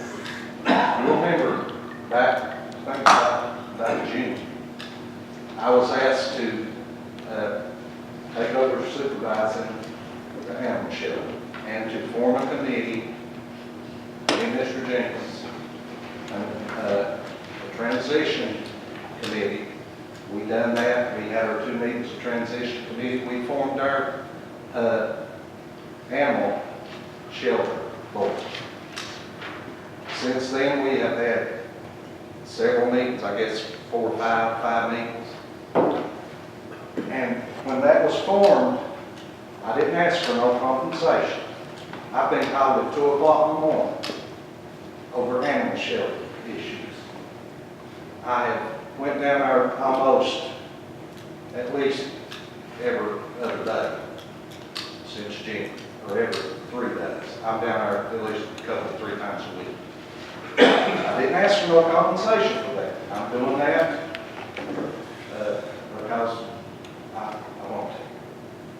But I did expect to get paid for the committee meetings, which that was agreed to when, you know, we'll do that. So the last 2 meetings, that's been brought up and has been sent back to the welfare committee to address that issue. It's not been addressed. It's still not been addressed. It wasn't addressed last month, it's not been addressed this month. I'd just like to get us to clear that up too. Are you for this, people? I don't know.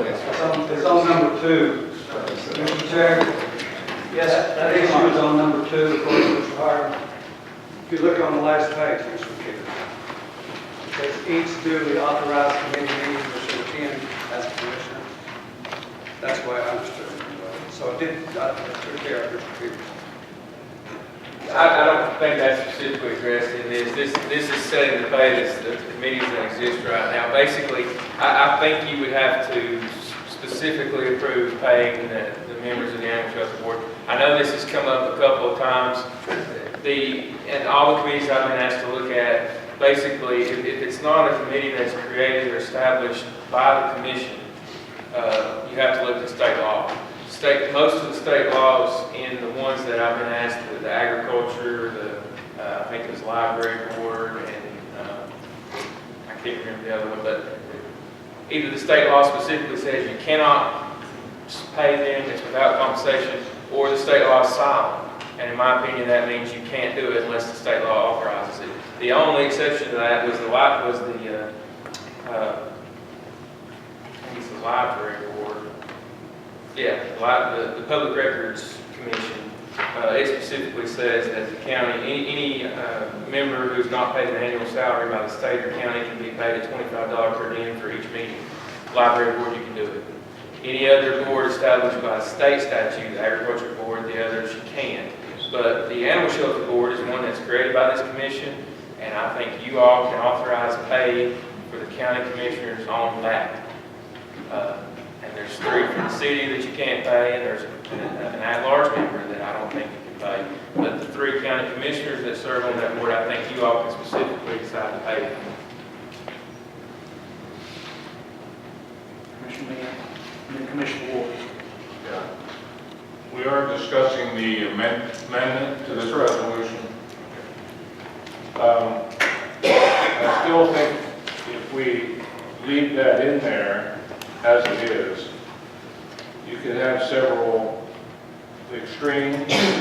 One, again, if there were legitimate reasons, the person got sick and had to leave the meeting, I think it's arbitrary and punitive to cut that person's compensation for the amount of preparation that they had made. They made an attempt to come to the meeting and attend, and if something came up, either at home or at their own personal welfare, this doesn't allow any leeway in there for that.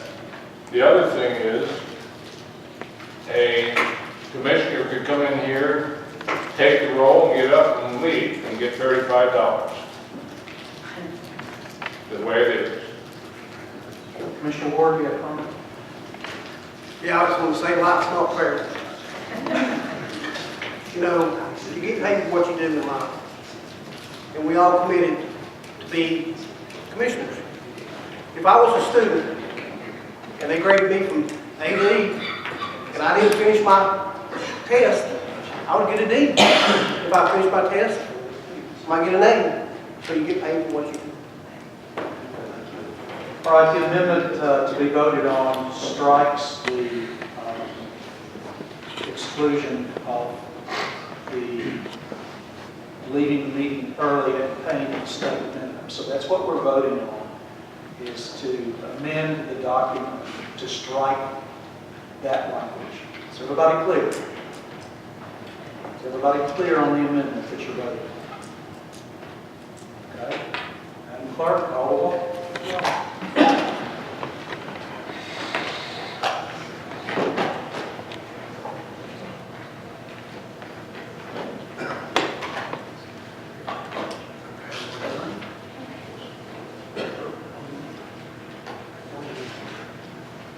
Okay, no on the amendment. The nays have it at 18. So that amendment fails. Now we're on the resolution itself. We have the motion already stated and seconded. So vote the resolution up or down, yea or no.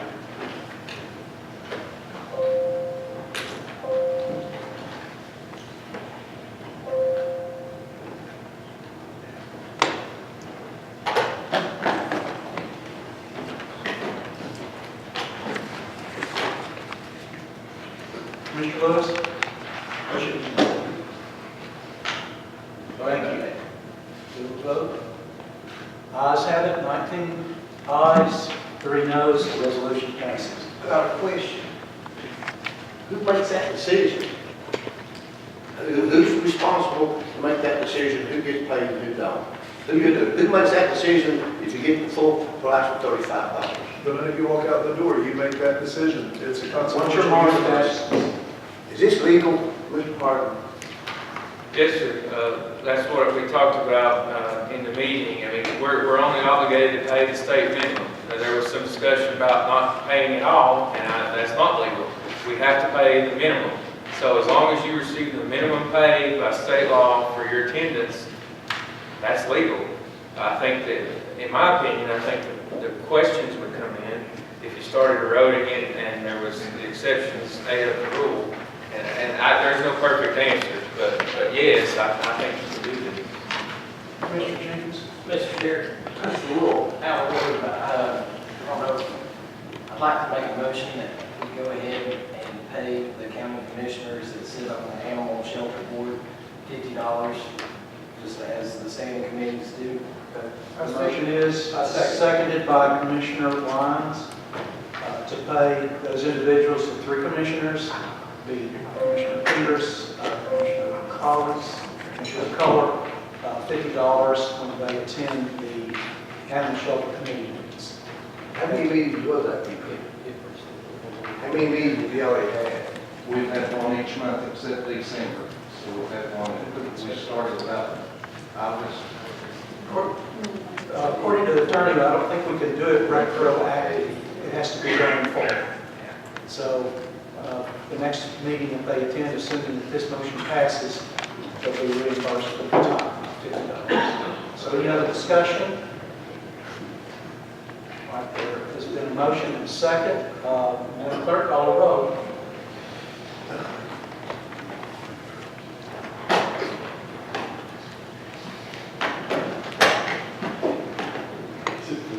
Okay.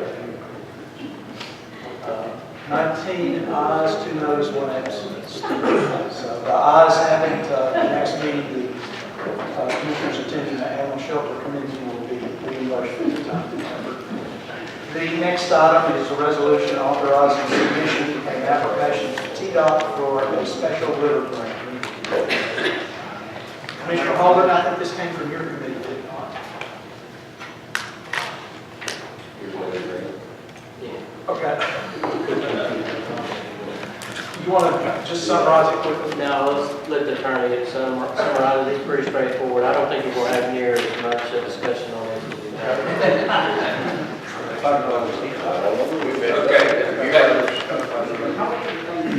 We've had it for 15, 20 years. Well, this is a separate litter grant from the one we do every single year. It's a special one set up by TDOT. It's for local projects, and basically it was initiated from my office through the mayor, who brought it to me. But the gist of it is, it's a reimbursable grant. It's special this year and different and distinct from the one we do every year for the Sheriff's Department. It would allow, I think the intention is to help maybe establish the mechanism to operate the Carter County Crowd and affiliate with them some way through the mayor's office using these funds to get them the status they need as a, I can't remember what it's called, that they need that nationwide recognition. So that's what it is. It's no... How much is the branch? It's a reimbursable grant, depends on how much you get. I think it's up to $50,000, is that possible? I can't remember the specifics on it, but it's whatever portion of it is received, obviously we have to spend out and we get reimbursed for it. There's a match to it. The mayor can probably explain it much better. Mayor? Well, basically, just keep in mind it's a reimbursable grant. It's not going to cost the county anything. We've had an excellent track record year to date in 2017. $250,000 come in. We've got about $1 million in the pipeline now. We're not going to get all those folks, but this is free money. That's not going to cost you anything. So it's just giving the mayor's office the opportunity to go ahead and make the application. No guarantee it's going to be awarded. If it is, the accounting will be taken care of properly. Invoices will be submitted. It'll be paid, and your money's going right back. You'll have to expend the money, but it'll go right back in. I make the motion to Okay, Commissioner Trent with a second by Commissioner Garland to approve. Are there any further questions or discussion? Hearing none, I just wanted to stand and add my support to this completely. I've been part of this anti-litter campaign the whole time. Thank Susan and the mayor's office for stepping forward and making this grant a possibility. And this is really something we need. I think maybe some interns or something to start this thing out. But that's what we need to do to take hold and get some direction on this program for this county, because it is a major problem. And I get calls all the time about this. This is something we need to support. If it doesn't pass through, it's not guaranteed we get any grant money. So it's a win-win. Commissioner Quinn? Just want to offer my support for it as well, and just thank the Jordans and all the people in the Carter County group that really do what they do for us. And they're out there working all the time, and get an opportunity to go out with Ross and the crew and pick up some trash in time. So it's a great experience, and you all have to do that. No other item of discussion? Seeing none, Madam Clerk, I'll roll.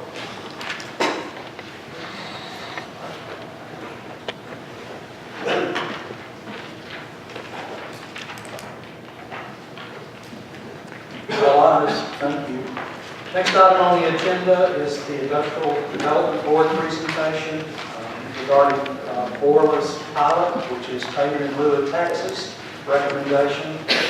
Chairman Phil Isaac is here, and the CFO Alan Stoner is here as well. And Chairman Borla is also here. Borla is also here, and we appreciate him coming tonight. And I want to thank you for all you do for Carter County and the investment and interest that you have in this county. So thank you.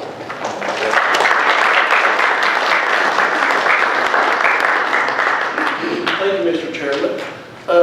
In your package, you have a request from Borla for a 10-year extension on the current pilot.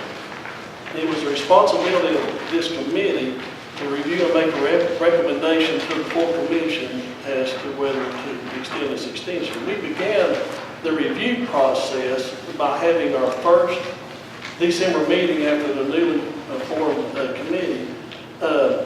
And we went out to Borla and had our meeting at their facility. And it was hosted by Mr. Stoner.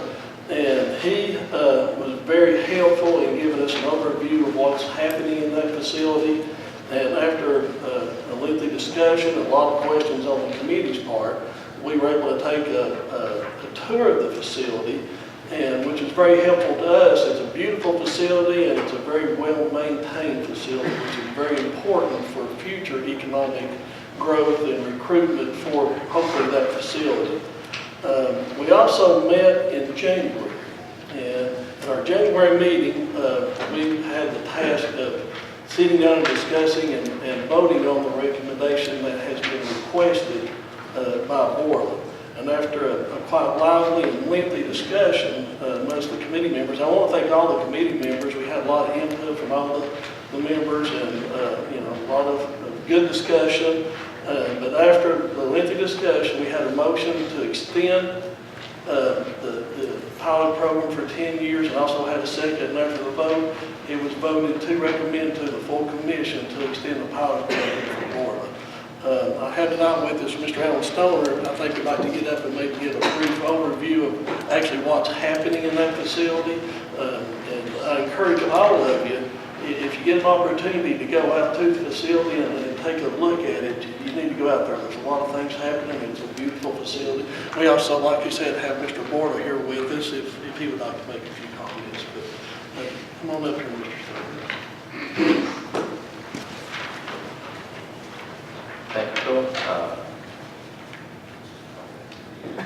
I'd like to thank you for this opportunity to speak to you and to let you know what we're doing out there. A lot of people do not know what Borla is doing out here and what we're using the tax-based money for. But there's a little history to provide you, and if you'll bear with me for a few moments, I hope to enlighten you. Borla Properties consists of 325,000 square feet. The building is set on 103 acres.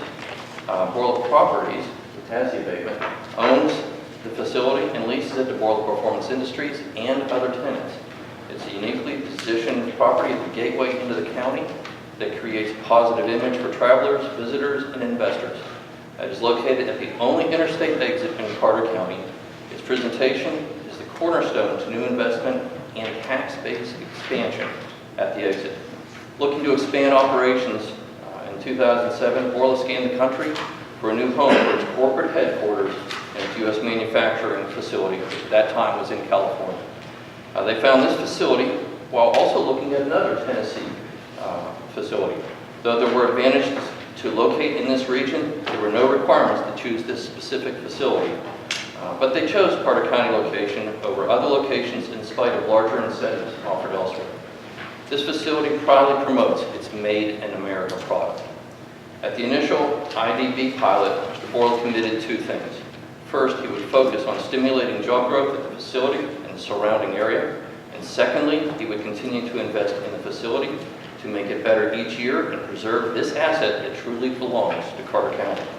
By that, I mean that this property belongs to the residents of this area.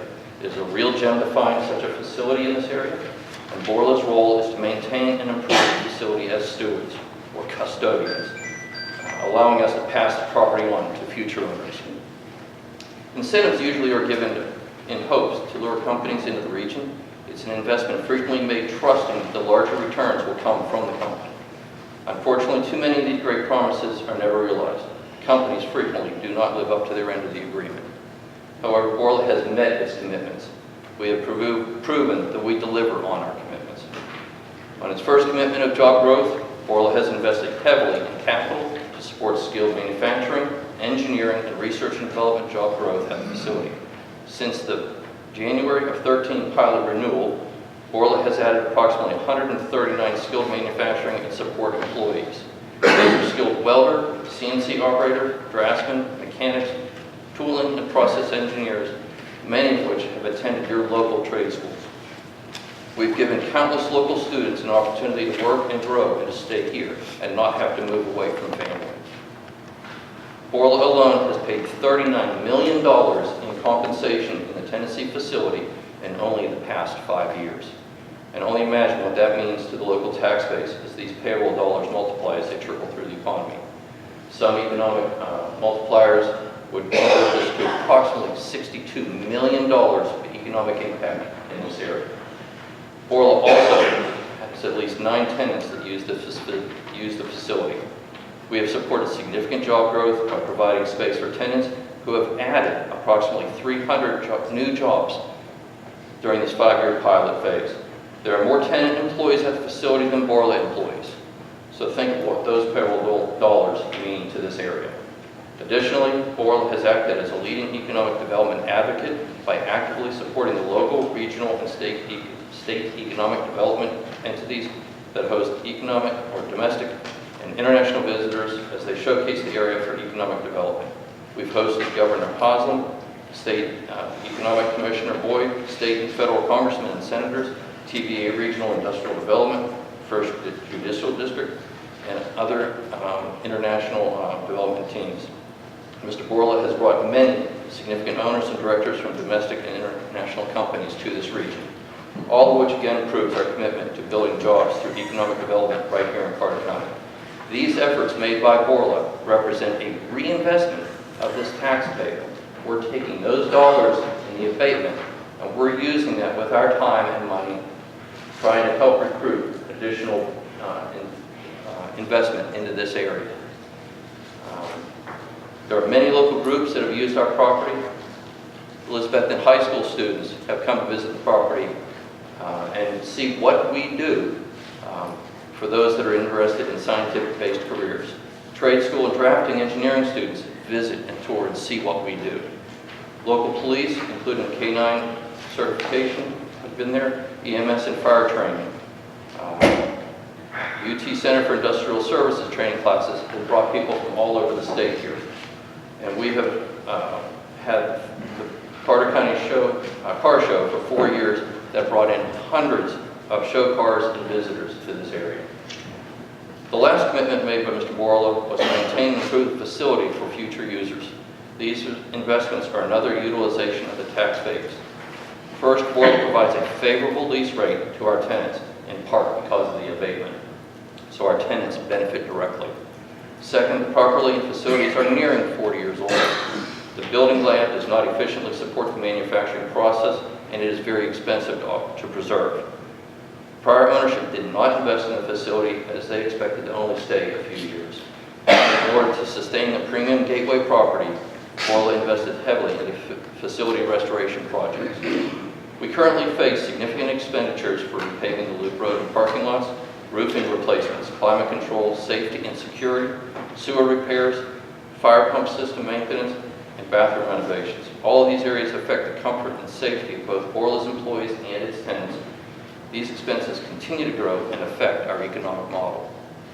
If the pilot is extended, it will help support continued job growth, support our commitment to advocate Carter County economic development, support efforts to attract additional tenants and to retain existing tenants, and support the premier cornerstone location at this interstate exit.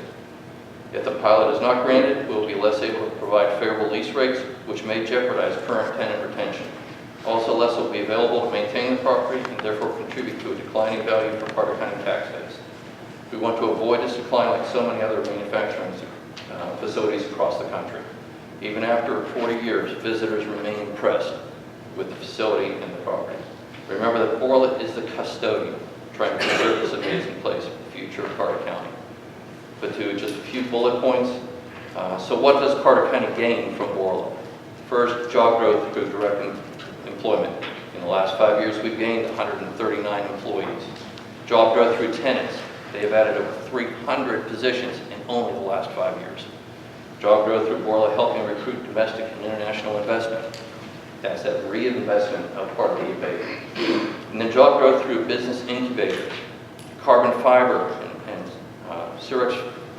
ceramic filters, engine induction, cool power exhaust water recovery, multiple patents, and the ETSU Business Development Incubator, where we're trying to grow business in this area and actually bring some cutting-edge technology into this area. We have the local payroll of $39 million over the past 5 years, and again, that's worth about $62 million economic impact. Personal property taxes, which we do pay on the equipment and the inventory, is approximately $35,000 a year. Commerce with the Carter County supply base is $2.4 million economic impact over the past 5 years, or excuse me, that's the actual expenditure over the last 5 years. That's approximately $500,000 a year with a significant potential to grow. And we also provide a local portion of state sales and use tax. And above all, we provide a place to work, grow, and support a good life in Carter County. Thank you very much. Any questions, Commissioner Cook? Yes. Yes, sir. We appreciate you, your business, and I haven't heard anything but good comments about that. We're glad to have you here, and I hope if there's anything this commission can do to help you on in any way, that you'll come forward. So I'll make this in the form of motion, we go ahead and pass this. Commissioner Tribbitt is primary, Commissioner Von Cannon second. Any other discussion or question? Commissioner Johnson. Great presentation. Thank you. I'd like to say to Mr. Porter, I'm a long-time user of your product, which is great, in my hot rods and exhaust and brake systems and all that. But I want also this commission to know of the time and the money and the resources that your company provides for this county, such as our emergency vehicle training, which puts all their parking lot as a racetrack that we can all get recertified on. How that building still stands without a car in it, I have no earthly idea. But it saved us such expensive exporting it all the way down to Morristown, which was the closest for us. We tried it at Bristol International Speedway, and they said, don't come back. I don't know what that loop has to do with it. Anyhow, thank you so very much for that, and I just want to thank you. You're very supportive and everything that we do. Can I say a few words? Yes, please. I don't want to sound ungrateful. Okay, we've been here now going on 10 years. Okay, it's been an extremely pleasant experience. I appreciate you allowing us and giving us this opportunity to join your community. And I really, really appreciate you for accepting us. You know, you're in a small community, you're outsiders, okay? And we felt nothing but support and love in the area, and I thank you.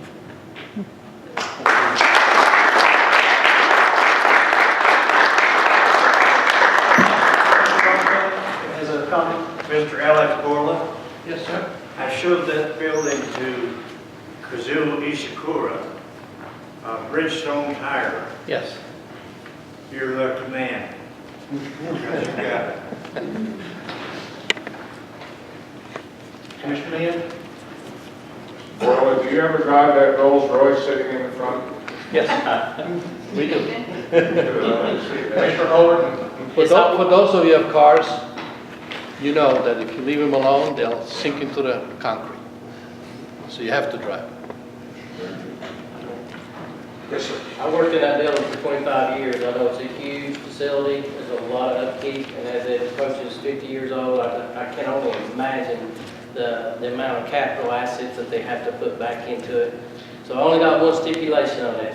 I need to drive that Shelby Mustang at least for one lap. You gotta wait until there's at least 50 degrees outside. I can wait. Thank you all very much. If there are no further questions, the motion is to extend payment in lieu of taxes for 4 up to 10 years. So let's vote accordingly.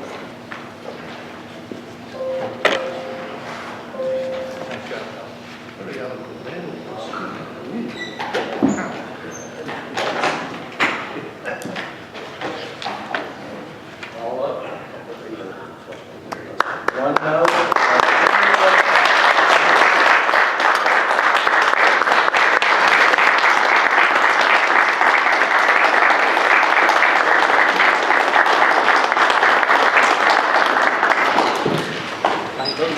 That resolution passes. The next item on the agenda is Chairman Kennedy just talked about apartments and blacks and some of the stuff that they've done this year and their accomplishments. So can you come forward, please?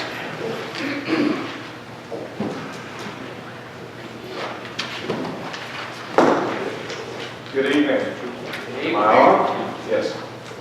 Does anyone else want to go home? I'll be brief, I promise. Appreciate your time this evening.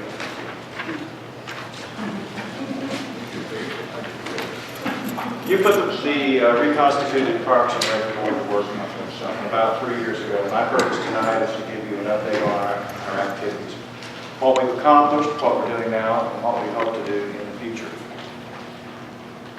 The mission you set for us was to provide recreational opportunities and facilities to the people of Carter County and our visitors. Well, that requires knowing what the people of the county want. So one of the first things we did was a countywide survey.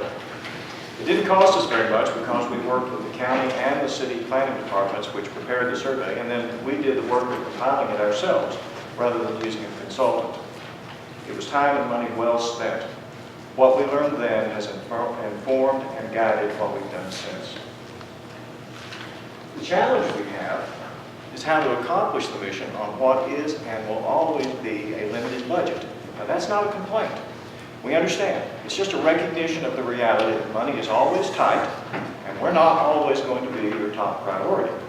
So we have to live with that and set our priorities accordingly. So how do we do it? Well, first of all, by working closely with partners in the community.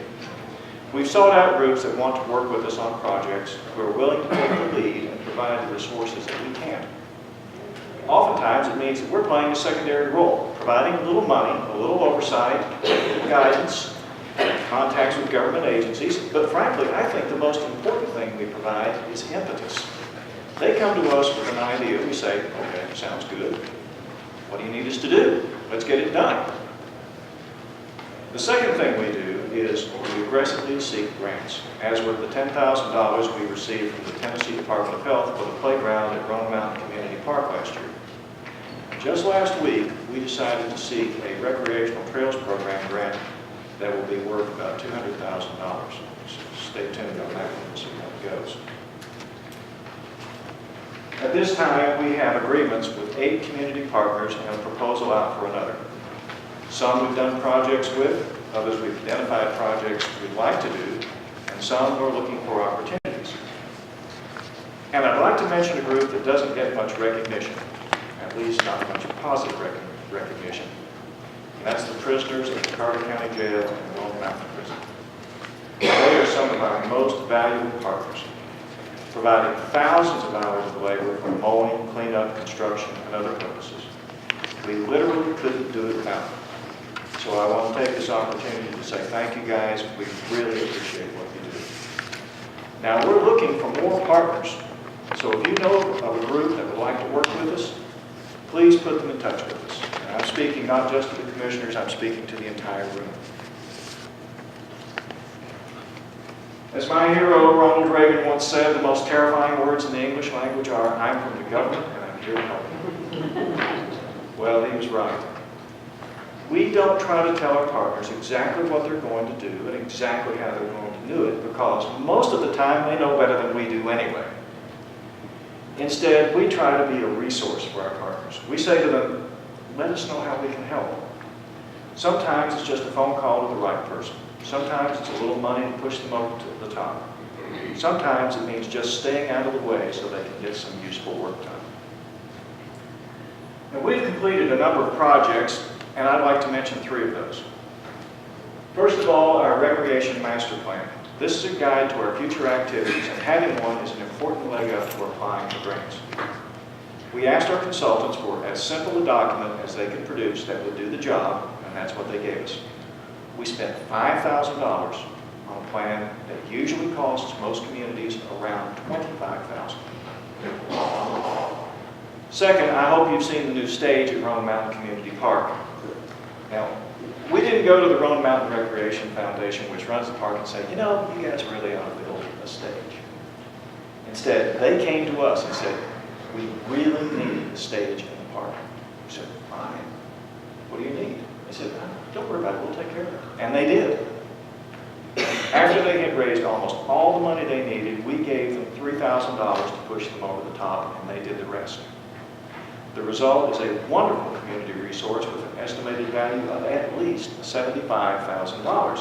That's a return on our $3,000 investment of at least 25 to 1.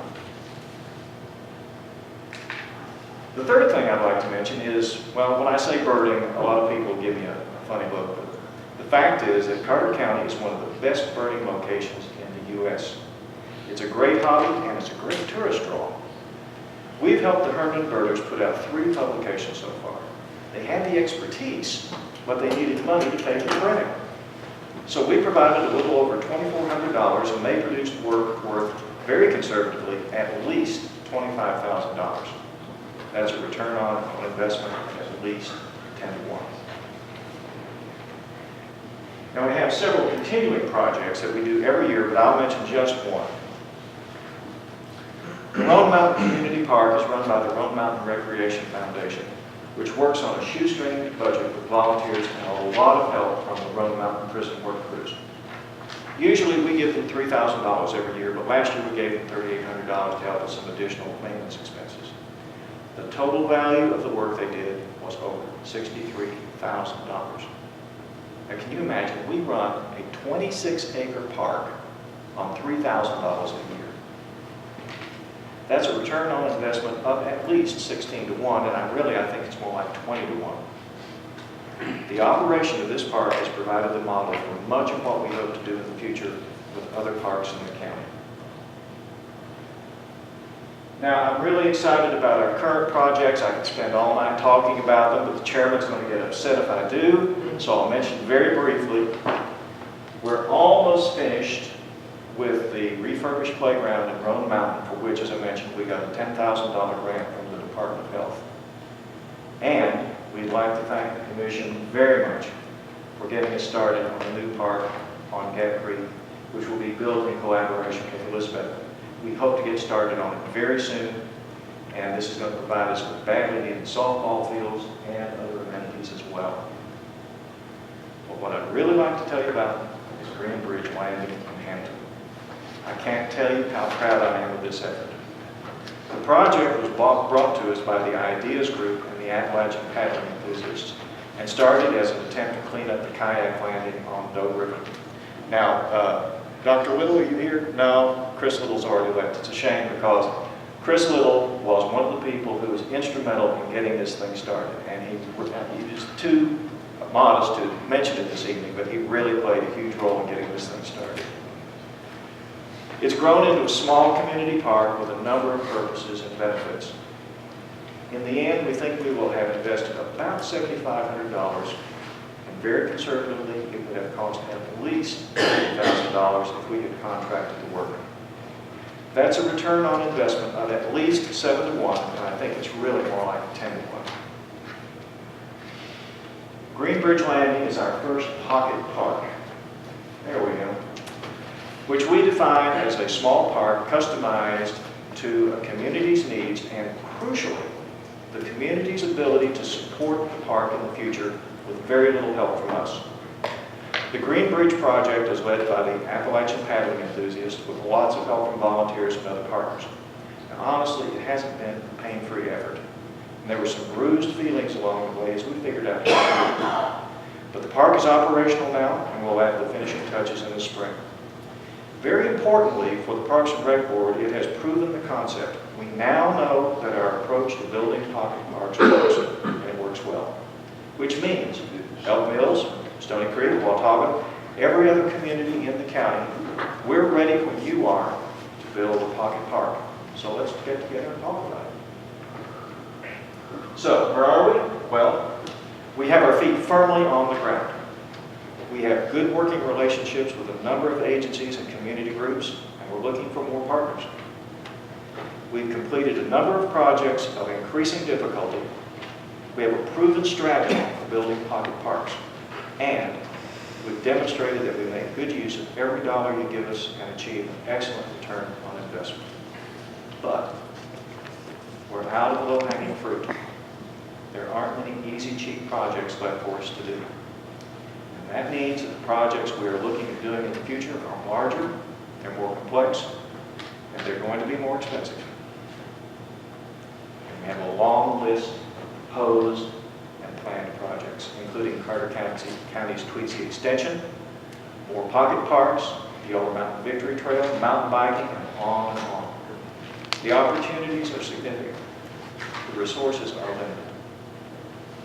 So, how will we do it? Well, first we're going to build on our successes and learn from our failures. In particular, we will continue our successful strategy of working with community groups that are ready and willing to take the lead. We'll stay flexible. We'll take our opportunities where we find them. When things don't work out, we're just going to move right on. We will aggressively look for public and private grants, and we'll squeeze every penny and torture every dime.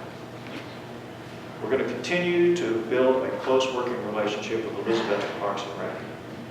Two are stronger than one, and we hope and expect to collaborate with them frequently. We'll work closely with the county's departments and the prison work crews, both of which have been invaluable resources. And, of course, we're going to need your continued financial support. And if I've accomplished anything this evening, I hope I've shown that we'll put the money you give us to good use, and that we'll build facilities and provide the opportunities that the people of Carter County have told us they want and need. That's all I've got. If you have any questions, I'll try to answer them. And I'd like to say it's been a pleasure serving on that board for the last 3 years. It's very active. Thank you, Randy. I tell you what, we have a good group, and it's a group of hard-working people, isn't it? Absolutely. It has really been an honor for me. Mayor, talking about success, this is an excellent example of success. We have a board of individuals that have servant leaders' hearts.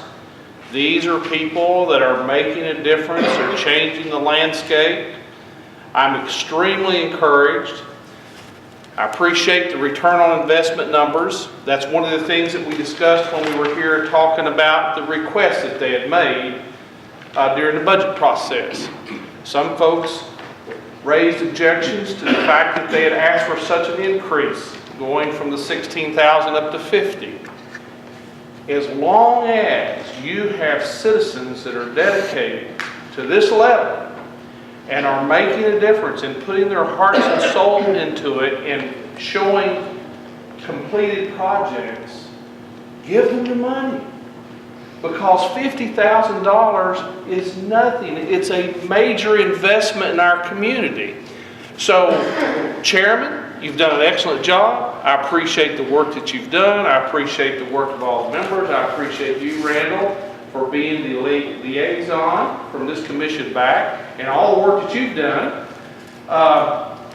You know, it's great when you can celebrate completed projects or projects that are well underway. And these projects like Green Bridge are major assets to this county and our citizens. And I just wish you the utmost success going forward. And I would ask the commission, anytime they make a request, to please take it under serious consideration and go ahead and fund. And then if they fail at any point in time, you can remember that next year. But give them the support that they need. We appreciate you. Thank you. Thank you very much.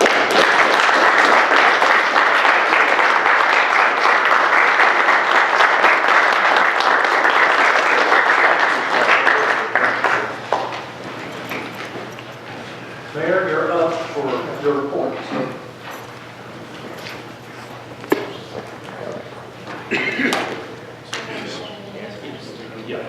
If you'll bear with me just a moment, I want to take just a minute and show you a brief video. It's all about investing in our community. Tonight, you know, you've made an investment with Borla. Borla has made a tremendous investment in this community, and I really appreciate you doing that because it's a show place, and Alex Borla has done a tremendous amount of work and put tremendous effort to create new jobs.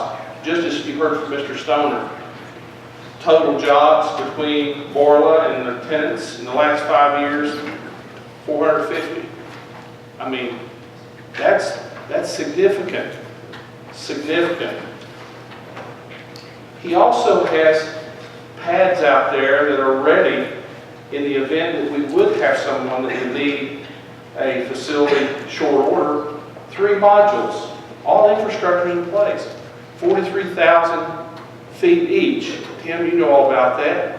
You've been out there for a long time. So I'm really encouraged that this commission is starting to invest in the community because that's the only way we can make a difference. It's all about relationships, just like Ken was talking about, working with the citizens. Yeah, we're going to make some mistakes along the way, but hey, we're working them out. It's growing pains, but in the end, that return on investment is there, and it's going to make a better Carter County for all of us. This is something I need for you to watch just very quickly, okay?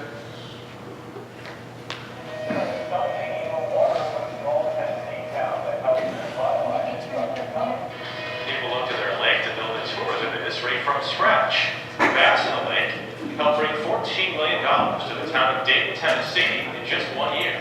Dana Jacobson is here with now the focus on how fishing became a lucrative lifeline. Dana, good morning. Good morning. A small town in Tennessee was looking for ways to boost its economy.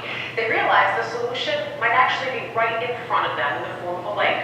All they needed to do was lure in fishermen to become a sports tourism destination. On a cool Thursday morning before sunrise, nearly 200 bass fishing boats launched from a small dock in Dayton, Tennessee.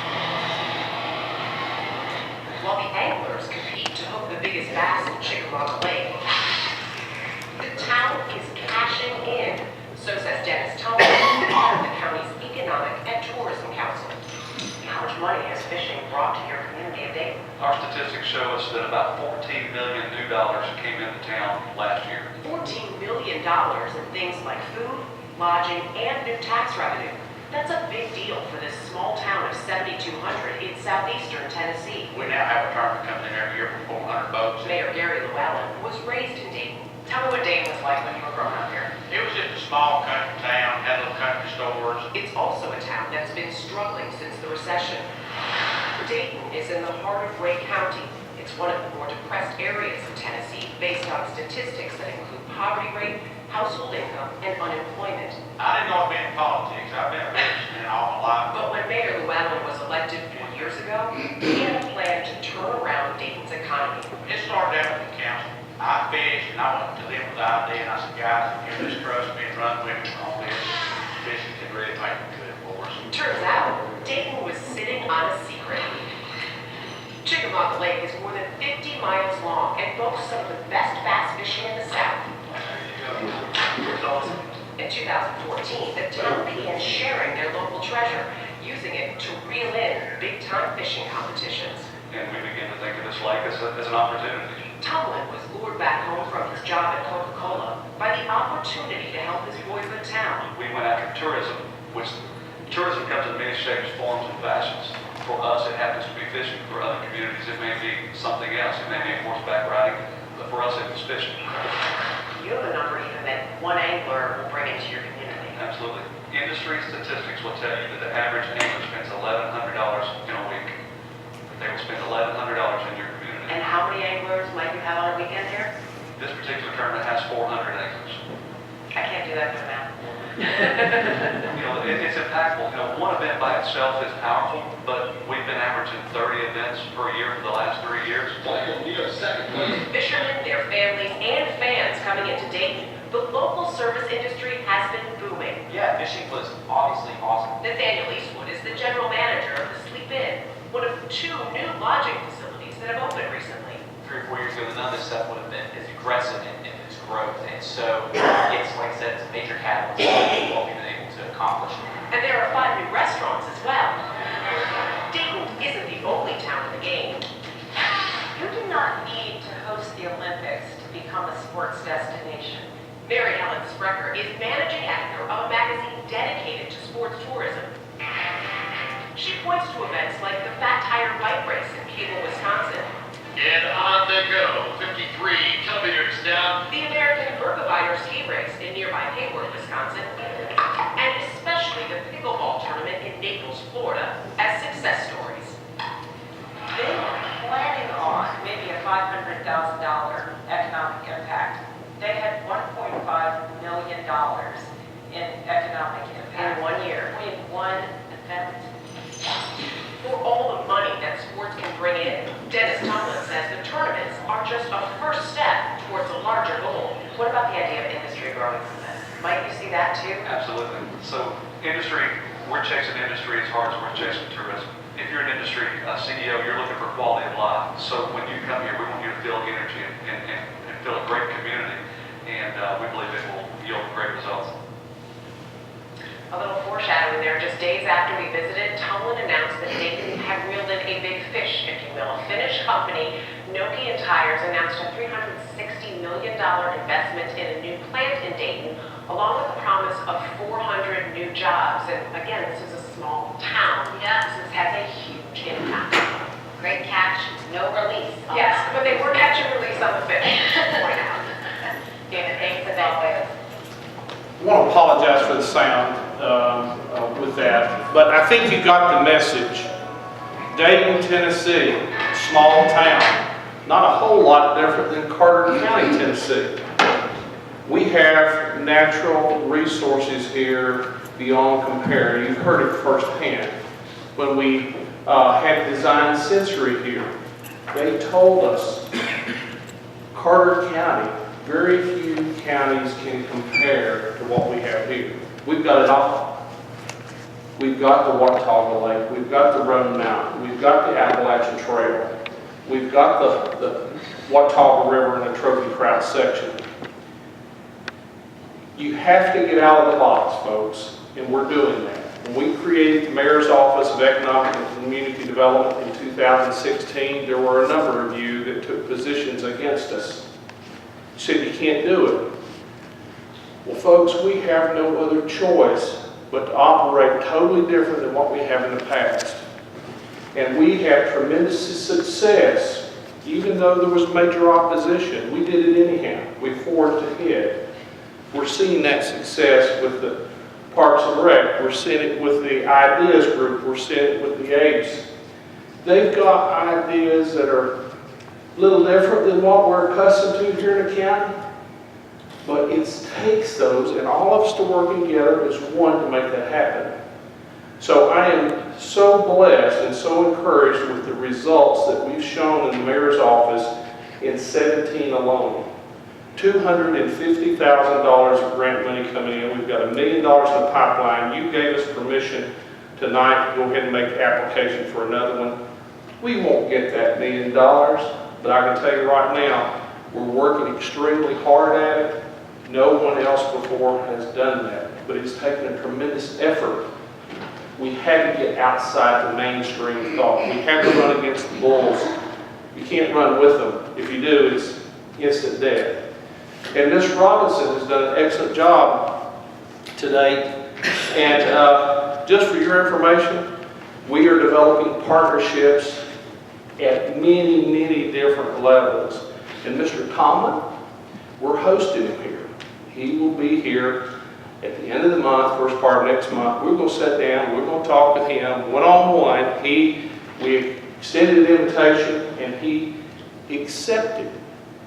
You've got to go to the people that have shown success and get the ideas from them. So I'm encouraged, and I just can't wait to see what we can do. Just the idea, if we could be one spot on that circuit. The NASCAR fishing. $14 million for Dayton in 1 year. They didn't plan on that. No, we won't have $14 million, but $14 million is the equivalent of our general fund budget. It's right there. So folks, we can sit here and do this all day long, or we can get out and we can start shaking the bushes, establishing those relationships, getting the ideas, forming those relationships and partnerships, and we can make Carter County much greater than what any of us would have ever imagined. So I just wanted to bring you up to speed. Those are some of the things that we're doing in the Mayor's Office of Economic and Community. And Mayor, if you don't mind, Dennis is actually one of my colleagues from the UT Certified Economic Developer Program.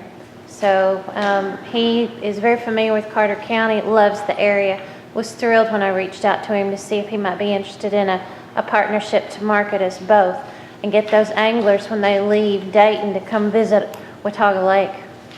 And that's why Mayor Potter and I, of course, we have NetRed. It's a very important organization. That's Carter, Unicoi, and Washington County. They've got a professional team of people there. We're so much better off to have the relationship. They're going to help market on the regional level. But at the same time, Carter County has to do it here. I'm working with Mayor Potter. We're trying to put together an alliance between Carter and Johnson counties because they have a tremendous asset as well. They've got about 8,000 acres called Doe Mountain, and it's in its infancy. But you know, if we can partner and we can market and put those promotions out there, look what that will mean to this area. Great things are happening in Carter County. Now, another thing, there's another grant application that we just got word of. The deadline for submission of that grant will be January 31. There was not time to get in your packet, so this is a verbal. Now, this is a matching grant. There's $75,000, up to $75,000 that's available. It requires a 5% match. If we get that grant, one of the things that we feel that we would be able to draft and propose is wayfinding. We need signage. That's one of the things that Design Century told you in their report that they submitted. Keep in mind the example that they used was a blue hole. How many times did they try to find it and couldn't? So what I would like to do is for you to give us authorization tonight to make the application. No guarantee we'll get this. These are all competitive grants. But if we do make the application, it's up to $75,000, which would require a $3,750 match from general fund to start developing a wayfinding project, and then we can build upon that. Keep in mind, this won't begin to address the entire county, but we can put together a plan, and when we get the signage, and we'll pay for the signage, to start mapping out and identifying, providing routes for these people that may not know the area like you do. Mr. Mayor? Yes, sir. If I may, the Tourism Council, of which I'm a member, has discussed this as an immediate need. And within the Parks and Rec Board, we had already voted money to put up signs for the mountain bike trails at the watershed. So I think this would be an extremely valuable thing for the county to do. I'm in agreement. I appreciate your support on that because it's a start. Mr. Mayor, I make a motion that we give you authority to apply for this grant, and that $3,700 come out of fund balance. Okay. Commissioner Lewis motion, Commissioner Holden second. Any discussion, questions for the mayor or anything else? Okay, you're done.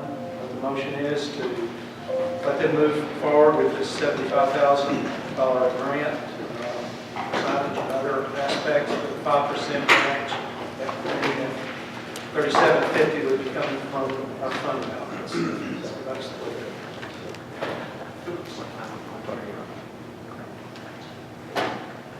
All ayes, thank you. Thank you, folks. We'll go ahead and get started on that, and then we'll report back as we have something to report on. One last thing, it's not as positive, and I've just got some questions. I received this correspondence just today. It's dated January 12, 2018.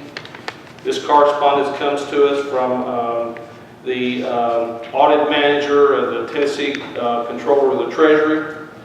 And it's addressed to Carter County Tamar LLC. And it says, Board of Directors, on March 13, 2017, our office mailed a letter requesting your agency to contract for an audit with an independent certified public accountant for the fiscal year ending June 30, 2017. As of the date of this letter, a set of contracts to audit accounts has still not been received. If an executed set of uniform contracts to audit accounts is not received within 30 days of the day of this letter, your grantor will be notified that you have not complied with the terms of your grant agreement. In addition, our office will recommend that each grantor consider withholding future grants to your agency until this matter is resolved. And then it goes on to give contact information. So my question would be to Mr. Ward, since, sir, you do serve as vice chair of that board, correct? Why did Carter County Tamar fail to contract for the audit and submit it to the state of Tennessee Comptroller's office? But you're sitting on the board of directors, sir. Did you get notification of this letter back in? No, you did not forward that to me. Sir, this goes to all the board of directors. It's I've not received the copy. I'm not receiving. You did not get a, back in March 13, 2017, you didn't get? Nope. So who's receiving the mail for that agency? Because this is a serious situation here. We went through this in 2016, and they immediately contracted for that audit. But now here at 17, no audit. So why did you just decide, and we probably can't decide that tonight, but I would ask that Chairman, or Vice Chairman Ward and Ms. Culler go back to that board and find out why we are operating in non-compliance yet again. That's all I have, sir. Thank you. Mayor, would it be appropriate or possible to get a copy of that? Absolutely. Okay, not a problem. I'll submit it to the entire commission. We'll email it. Okay, thank you, sir. Okay, now we'll move towards the end of the agenda. Committee reports. Let's start with the Ag Committee. Commissioner Garland. If that's okay, real quick. Agriculture, I didn't receive a report from the ladies over there. Just some notes. Continued progress at the Folsom House on the remodel. I think they got new paint fixtures, things like that going up. So it's progressing. I think HVAC units in the works. They got some furnishings that they ordered. So that's moving along real good.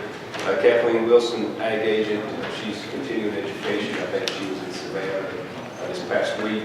So they're working hard, doing their thing. Miss Emily Martin, 4-H, the director over there, she sent me an email about a winter contest day that they have at TCAT over here, Applied Technology.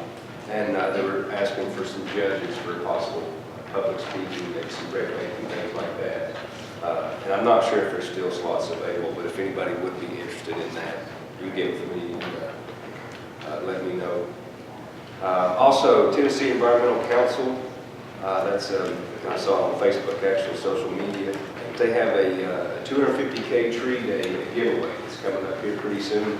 They have a registration February 2nd to register for the trees, but the giveaway is at the extension office. I think Kathleen put in for that. And, so the giveaway will be there. And you're supposed to get like 5 seedlings, maybe a small donation. And the idea is you get the seedlings, the next day you plant those trees. You get 250,000 in Tennessee in one day. But that's on February 23rd and 24th. But there is a deadline to register for those trees if anybody is interested. And I meeting February 6th at 4 p.m. If there are any issues with that, just broadcast. Let us know as soon as you can. That's it. Thank you, sir. Mr. Peters, you want to comment any on the animal shelter? Yeah, like I said, we've had meetings every month. Everything's done great at the animal shelter. We did have some problems during the cold weather with the heat. We were working on straightening that out. We got most of it straightened out. The animal population is down. We have took in some in the last week, a few extra, but everything's running great right now, and we will have the minutes available next month for the commission meeting, and we have minutes of all the meetings, which if anybody needs to see them, I can provide them for them. Thank you, sir. Appreciate that. Commissioner Culler, Budget Committee?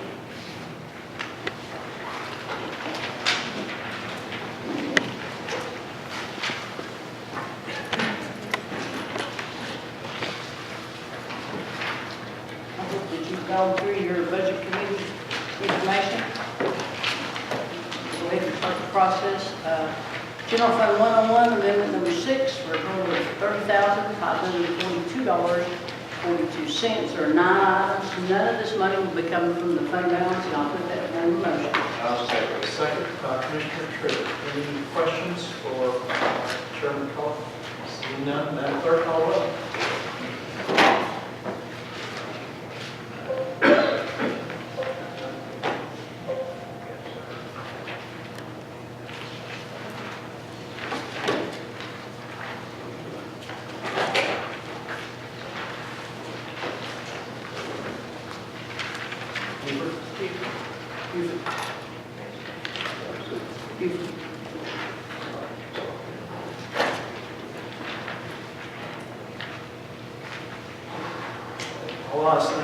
Next item is Drug Fund 122, Amendment Number 8, for a total of $1,134.50 with 2 items.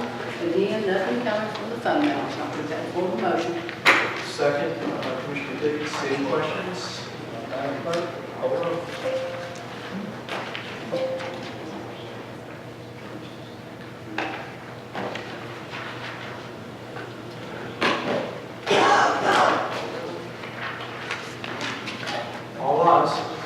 Next item is Highway Fund 131, Amendment Number 4, for a total of $488,136.89 with 1 item. Again, nothing coming from the fund balance, and that is a form of a motion. Is there a second? Okay, second, Commissioner Garland. Questions? Seeing, hearing none, Madam Clerk, call roll.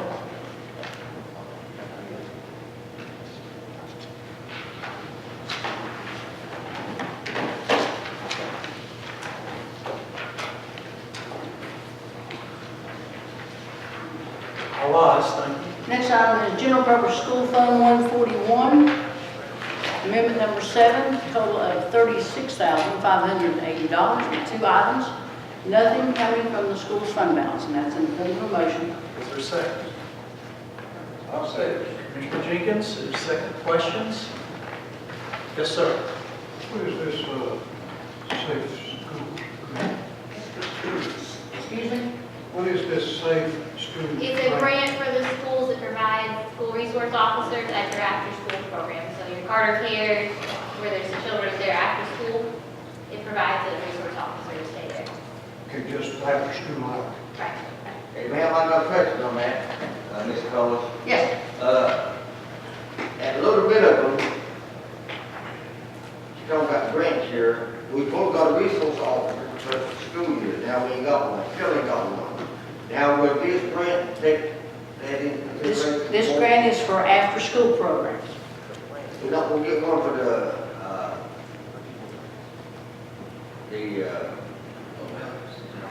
That was a different grant that the sheriff is working on. He'd have to update you on that one. I don't know anything about grants until they get approved. And unfortunately, he's not here. You might call him. I hope the sheriff will be here because he promised us last year we were gonna get a resource officer. You might call him tomorrow and see if he can give you an update. And we still ain't got one. Thank you. Other questions? None, Madam Clerk, call the roll.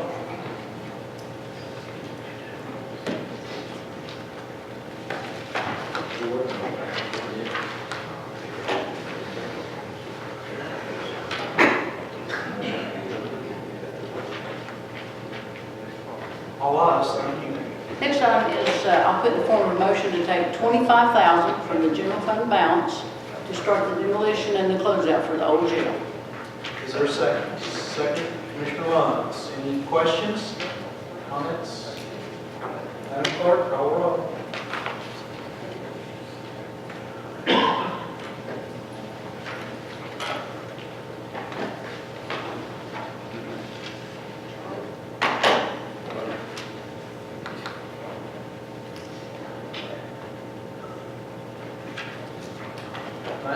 Ayes, 3 noes. Motion passes.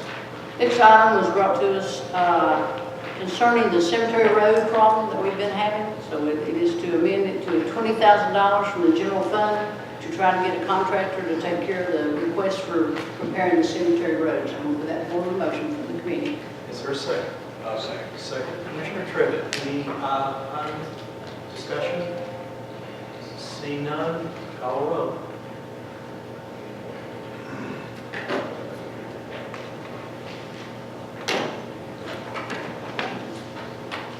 Ayes, 3 noes, motion passes.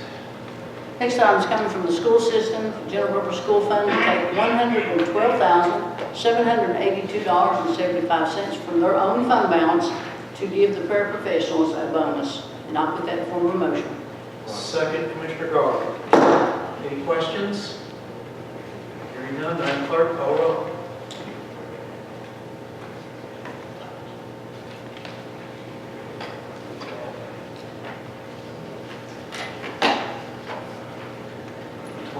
Ayes, 1 no. Motion passes. And for the same purpose, I'll make the motion to allow the food service to take $21,782.75 from their own fund balance, again, for the paraprofessionals to have a bonus. That's Second by Commissioner Hill. So I got any questions? Okay. Clerk, call the roll.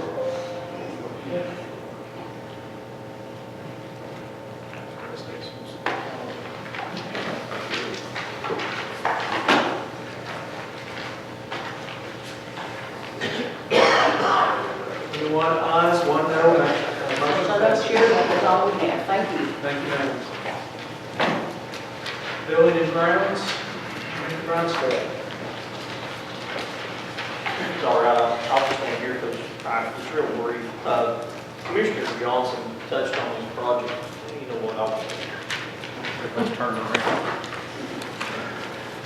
Commissioner Johnson touched on these projects that have come up, and I think that there's some questions about some of the projects and the order that, we're going to look at them. To be honest, there's not, each one of these projects are important in their own right and deserve proper consideration. And those projects are, of course, the old jail demolition or deconstruction on the upstairs part of the old jail, which Building and Ground appreciates commission voting on the $25,000. The landfill, which of course is a big issue. Courthouse security upgrades, which have been requested for us to look at. ADA upgrades and a transition plan, which Gary Smith is diligently working on to get us an idea on those.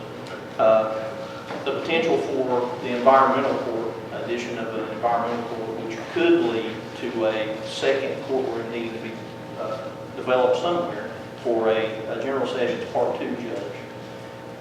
The EMA office and the EOC, that was one of the things that we hit on from the very first, I guess 4 years ago, from some of our first meetings at Building and Grounds. In the event of an emergency of some sort, I don't know if you've taken a tour in that office, but I guarantee that our body would be able to fit in there. The sound system, which the mayor and I and Gary are going to look at this week for this courtroom, for commission's use and also Chancery Court's use. We had some issues with the computer volume that's going to be taken into effect. And of course, I think some of you are having maybe some problems listening to me right now, which is going to be taken into consideration. A county level archives, that's something that we discussed many times. That's funds that we had set aside, additional fees that have been set aside for archives, but there are considerations, a building, a location, things that would have to be done to that location to even allow our archives to move in. And then of course emergencies. There are emergencies that come up that hopefully we won't have one in a long time, knock on wood, but there are things that come up that we have to deal with on a normal basis. There are things that come up that hopefully we never have to deal with again. But those are some of the pending projects, and I know I've left out several. That's not to mention some of the remodeling that's been going on in this building over the last 4 or 8 years. The remodeling that's going on in the agricultural extension building to make that a safer working environment, and things of that nature. The health department, the remodeling and the demolition that are going on at the health department to rebuild that into a better and more friendly office. So keep those in mind. If there's any questions, I'd be happy to try to answer any of them if that's what you have. Not really a question, just to update you on the commission. The Records Committee Chair, Mr. Bowers, has been invited and accepted to be at our next Buildings and Grounds Committee. So if you'd like to be involved with the archives and finding out what the requirements and what we're looking for there, it'll be at the next meeting. That will be on our agenda. Anybody else have any questions, comments, concerns? No? Well, then I'm doing a good job. I appreciate it. Thank you, sir. Commissioner Meehan, mention about the Pier Board, none? Education Committee, Commissioner Ward. Our next meeting will be February the 5th at Loudon Elementary at 6 p.m. If the weather's permitted, if the weather's bad, we'll be back here at the courthouse. Comment anything from financial management? I think we pretty well covered all that today. Our next meeting is February the 7th at 8:30 in the courthouse. Okay, thank you, sir. Commissioner Holder, Health and Welfare? Nothing to report from Health and Welfare. Thank you, sir. Highway Committee, Commissioner Hill. Next meeting is February the 12th at 2 p.m. at the Highway Department. Commissioner Teets, Landfill. Short report.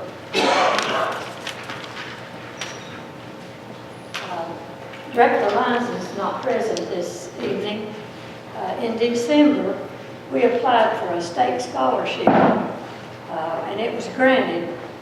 And Director Lyons is attending a recycle management class in Murfreesboro this week, and it was paid for by the scholarship that we received.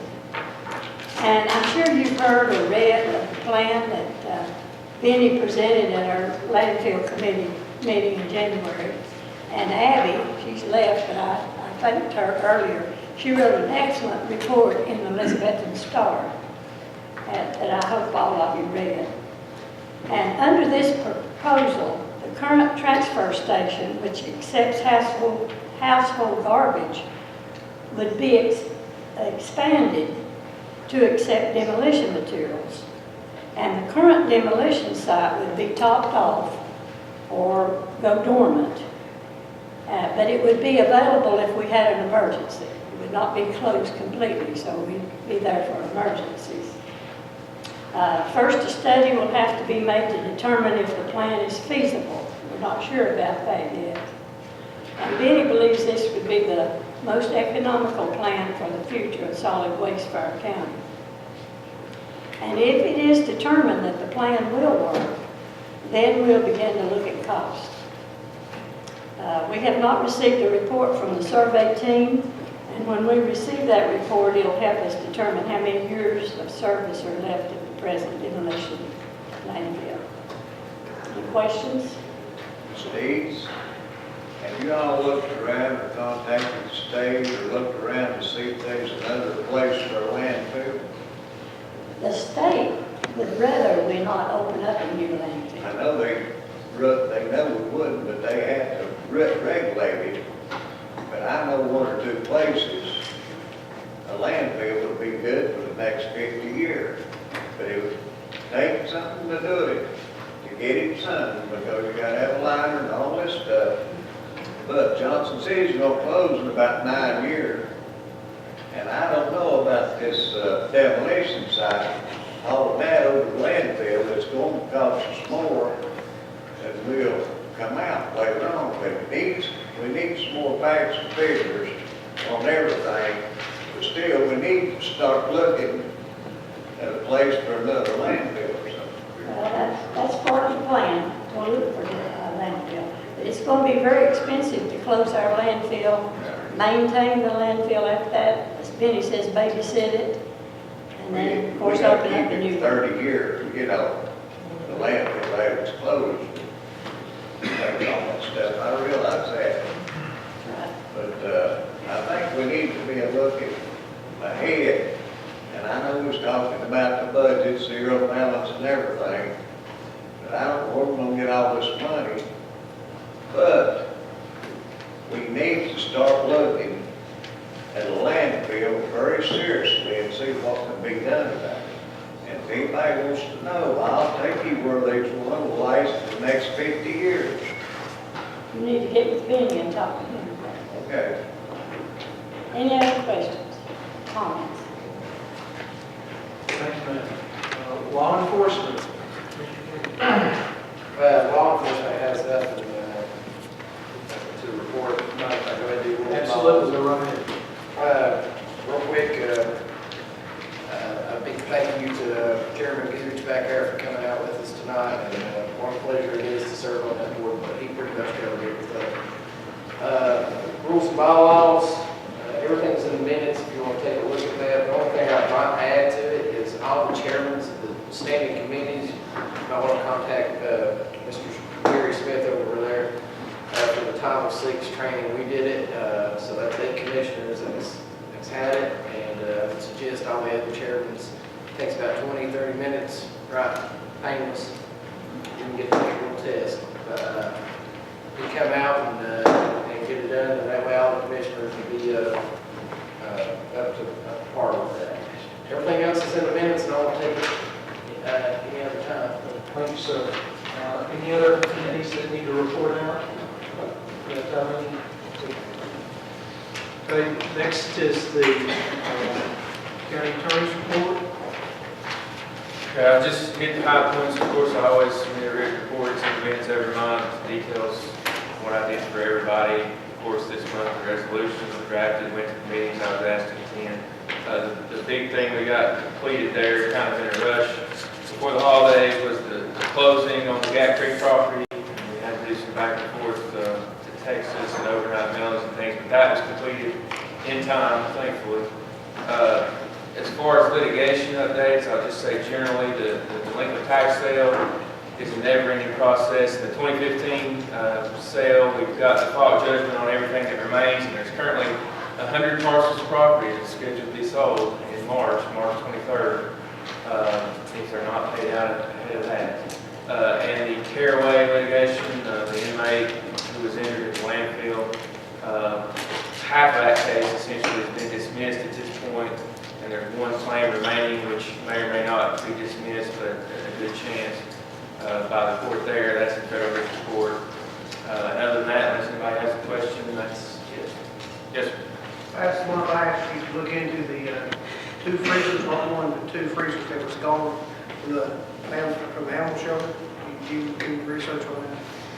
I did speak with the mayor on that, and my understanding from what I've found, there was, I think, 3 total freezers that were either picked up by the appropriate entity or owner, and one that basically, to my understanding, was non-functioning scrap. Did you get a written statement from them? I haven't got a written statement from anyone. That's what I've requested. Receipt You're asking me to get a receipt from who? from whoever picked them up. Written statement. I'll request it, of course, I'm not the record keeper, but I'll ask, and I'll get any documentation I can get. Thanks, sir. Thank you. Other questions for the attorney? Hearing none, I do have a question. Earlier, we voted on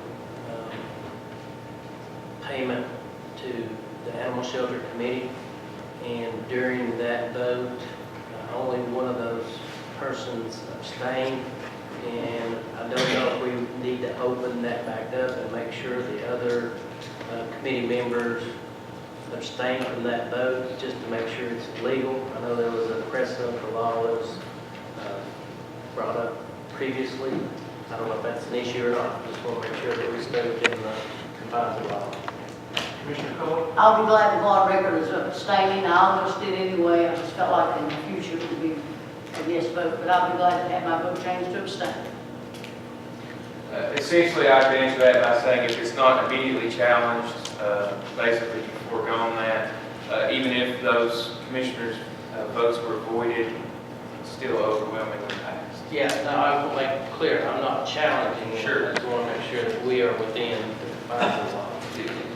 Clear majority was there without those votes. Thank you. Commission comments? Mr. Moderator. Okay. Commissioner Lewis? A few years ago, there was some land for sale up here at the old Junior Sheriff property. And me and Mr. Snyder done our best to get the police to buy it, they won't do it. They buy it. When the Alcoa property come for sale, I went to Dale Fire and tried to get him to buy it. It was a good investment for the county. And they wrote it down and said they couldn't buy it. Now, we got anywhere from $15 to $20 million that him and Lewis's office, going about 0.5% or 1 penny in it. Now, this old big old white house right here is going to be, is for sale. Now, that'd be a good piece of property for the county to have.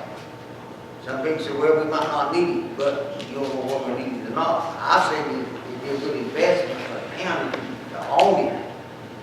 Keep somebody else from getting it. And sometimes as property owners, if something comes for sale next to us, sometimes we pay more money for it.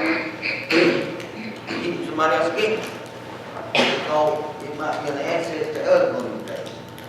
Now, if you take the money out of the fund balance down there, that interest again, in a year's time, the interest off of the money we got left down there will pay for we'll put it back in there.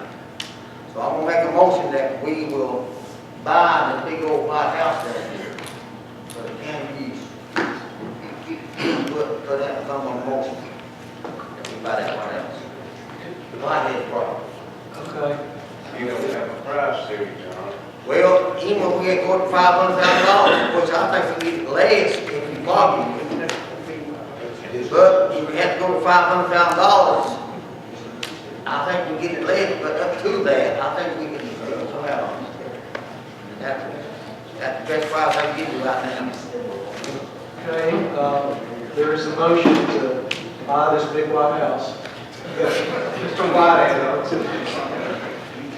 Is there a second? Does Trump go with it? This Trump go, but I don't know. Commissioner Trill. Is there a second on the motion? I second. Okay. Do we even know what the price of it is? No, sir. No, what? Big white houses. Linda Whitehead's property, Commissioner Lewis. So Whitehead property right there here next door. Now, it's got to come up with a price, it costs her. But all I need now is, I guess the county's obligated to sell. And then we can, somebody go talk to her, House and Grounds Committee, or somebody can talk to her and see what we can buy for. And I say we buy it at a good price. But if we go mess around and somebody else is gonna buy it, and it would be an asset to the county to have it to the prosecutor. Well, if you commit to something, it's gonna be pretty good with you. I think it's, Commissioner Lewis is referring to what used to be Carter. Commissioner Collins, you've got. The only thing I'm gonna say is, Linda is not the best friend of this commission, so you might want to get a price for you, tell her you're interested. Commissioner Lewis. Excuse me. Excuse me, sorry. Mr. Lewis, I'm all up for maybe buying some property, but I don't have to vote no tonight until we research it a little bit. I mean, that's prime real estate right there, but that's a restaurant in there that has probably $50,000 to $100,000 worth of equipment in it. I'm sure it comes with it, which the county has no use for it. So I would have to decline on that right now. I think we want to send it to a committee. It don't make any difference if we buy it or not.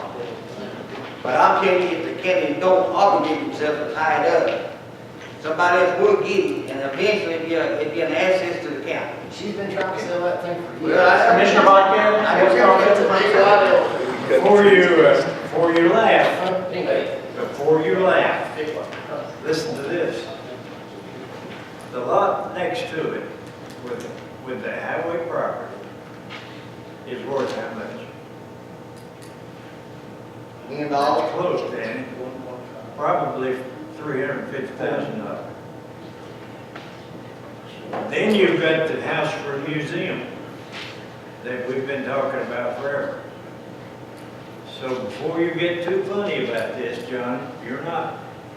This is not too bad a thought. It sounded bad at first, but do the numbers. Commissioner Grunstead? As chair of Building and Grounds, I would be more than happy for this maybe to come to our committee, just to kind of do the research, let it go through our committee, maybe Attorney Harding pull some documentation on it and let us look at it.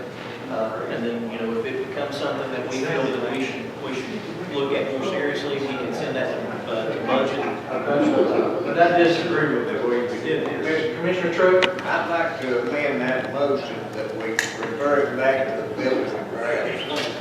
Commissioner Lewis and Commissioner Miller, is that an acceptable friendly amendment to refer us to building and grounds? No, sir. I think we need to obligate ourselves, what we buy tonight or not. We need to obligate ourselves, we tie it up. We have to give them $10, we tie it up. We need to tie it up and then investigate it. Would you like to make this as a formal amendment to send it to building and grounds? I have a question.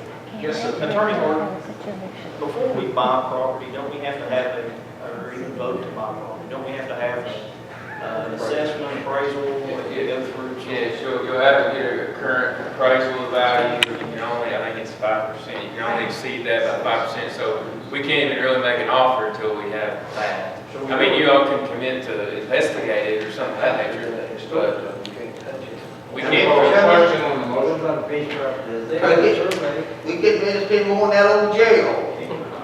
More on that old jail than this property gonna cost. The motion is to cease discussion, so that does take a vote. So we vote accordingly to cease discussion before we move to the motion. Vote on To cease discussion.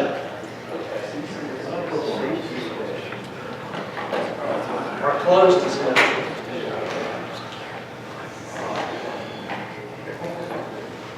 Ayes have it to close discussion. Now we proceed to the vote, which is to buy this White House. Okay, so that's what the motion is on the floor. Commissioner Peters and then... Mr. Chairman, our attorney's done told us that we can't vote on buying anything until it's assessed and we have the information about it. So the motion is out of order. Well, it's not out of order, I'm just telling you, it's illegal. And I won't make the check because it's not something I'm allowed to do. So. Commissioner Miller, you have a comment. Mr. Chairman, I'd like to make this in a motion. Wait a minute, we've already got a motion on the floor, unless it's pertaining to. There's a motion on the floor. There's a motion on the floor to buy this piece of property. All right. Okay. I thought you, well, I don't know. So, Madam Clerk, call the roll. For the motion, we probably go in places we shouldn't.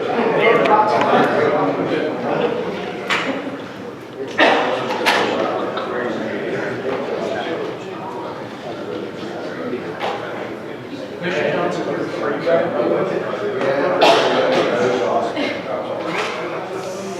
Okay, motion fails. All right, any other items to come before? Mr. Chairman.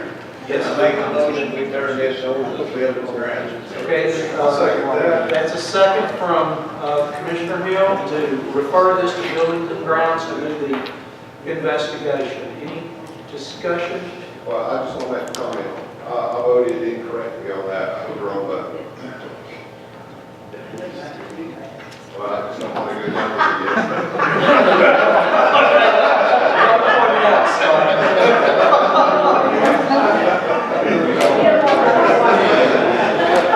Okay, the motion is to refer to Building and Grounds, this particular piece of property, and let them do the background work that's been duly made and seconded. Any further discussion? Hearing none, Madam Clerk, call the roll.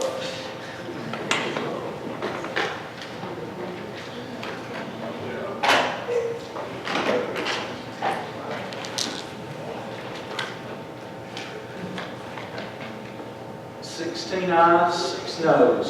Motion passes. Commissioner Miller, you have I want to make a motion that we give the Vietnam veterans, authorize them to put a flagpole and a flag up at United Elementary School on the ballpark field. They don't have one there, and it's no cost to the county. No way they're going to buy that and put it up there themselves. But we've got to go through the court to make it legal. They done said this, get it passed to the, cost the county not one dime to put that flagpole up there at the south pole. Wouldn't that be up to United Elementary? Mr. Chairman, we don't have to go through the school board. School board. Okay, we have a motion second to pass that, but I think Commissioner Peters is absolutely right. Trivet is right. I think it's a school board jurisdiction. You could actually, I would assume, make it a recommendation to send it to the school board and ask them to do that. I don't have a problem, that's fine, but there's channels you got to go through. I think you need to go through the principal and the school system, because it's on school property. They said they said they wanted to go to the court here and get the vote on what to do. Who said that? The Vietnam Veterans Association. Vietnam, that was big boom. Yeah, I'm sure. Association, we can give a flag on the ground up there and a flag at the softball field. You make the elementary, boy, I get out of the county and look one. Mr. Melvin, I think the proper procedure is we can suggest to send this to the school board and ask them to consider it. Would you and Commissioner Lewis alter your motion to send it to the school board for them to consider? I'll tell them what. They don't want to vote it down, that's fine. But it don't cost the county not one dime. We understand that, sir. We understand Commissioner Miller, we understand there's no cost. But as Commissioner Peters pointed out, this isn't our jurisdiction, that's school property. Now, I think it'd be in order if we changed your motion, if you and Commissioner Lewis so agree, to send that recommendation to the school board and ask them to consider it. Good, Mayor? You know, it's really obvious I mean, we don't have to spend 30 minutes discussing this. We've got the chairman of the school board with us tonight. So why don't we just ask him to take it before the board and at the very next meeting or at the earliest possible convenience. Mr. Chairman, could you do Chairman that? Barnett, sorry, I didn't know you were still sitting there. I would be glad to bring it to the board, and would be glad to look at it, yes, sir. Well, what I was proposing is, since you're already here, sir, you've heard the request that you get with Dr. Miller and try to make a contact and you carry it so that there won't be any miscommunications and we can expedite this thing. Is that acceptable? They met or someone, and they said, be sure to get the county approval to put that pipe out on county. Man. Well, I think that there's not a question here. I think now, hearing the discussion, these people are in agreement, Chairman. Yes, sir. And we've got the chairman of the school board here. So I would suggest that you two get together, give him the proper contact so that he can carry it to the board and let them expedite it so it doesn't delay and we kick the can down the road 3 or 4 days or months or whatever. 3 months later, they come on and say, hey, it wasn't voted by the government. Chairman, you'll do that, won't you? You'll expedite it? We'll expedite, yes, sir. Hey, Mr. Mayor, if school board voted in, does it still have to come back to us to vote against? I don't think so. Based on the discussion here tonight, county attorney's in concurrence. So chairman of the school board can expedite this right there and get it done for you quickly. I don't know what the school system told them they had to come to the county government, get it done, and approve it. So I'll tell them. All right, thank you, Chairman Barnett. Thank you. Doc, I promise that I'll mention it to the principal when I get home and see what. Any other comments from the commission? Commissioner Bonneman? Listen closely, please. As I was coming in, a gentleman stopped me and handed me this piece of paper and he said, would you read this? And I said, well, it's poorly written, but I'll try. But anyway, I don't know, I discussed this with the chairman and he suggested I read it, and whichever committee thinks they need to address the contents of this, please volunteer to take it. To whom it concerns, I, Tim Lyons, Constable of the 4th District, resigning my position as constable as of January the 16th, 2018. Thanks for letting me serve you all. Reason being, the reason being he resigned, for the last 3.5 years, I feel I've been harassed by the current sheriff, being unable to do the job I was elected to do, by taking away my radio clearance through NCIC. I don't know what that means, but this is his reason, by taking away his radio clearance. No, the questions about me not living in my district was put to rest January 3rd, 2017. I remember that. That came somewhere in our world. But I am still getting the same treatment. A note down here says I will be giving a copy to the new, I guess that newspaper. Who wants this? Is this a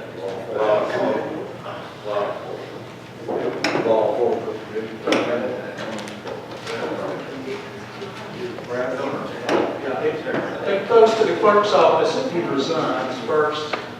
Is this not correct? Can I get a copy of this later? Okay.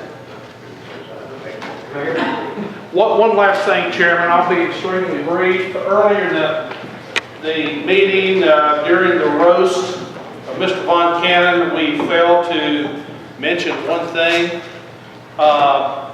The Tennessee Senate, Senator Rusty Crowe and Speaker of the Senate, Rand McNally, did issue a proclamation. Whereas the members of this legislative body are pleased to recognize Charles Dean Von Cannon, a gentleman whose lifelong love for learning and work catapulted him to great success as an entrepreneur. And it goes on and on and on. A lot of the things we've already covered tonight, but here, Commissioner Von Cannon, I want to present you with this proclamation from the Tennessee Senate.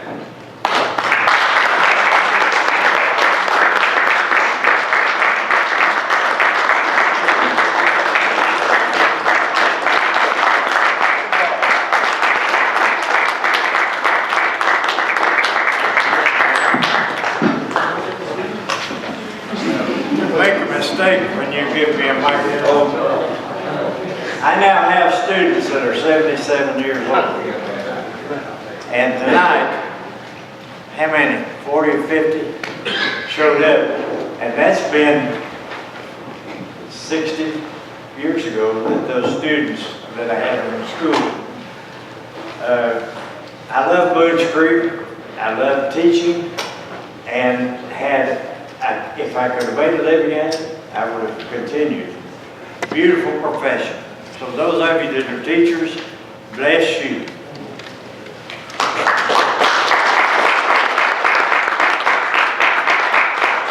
Seeing or hearing no other issues to come before this body, we are adjourned.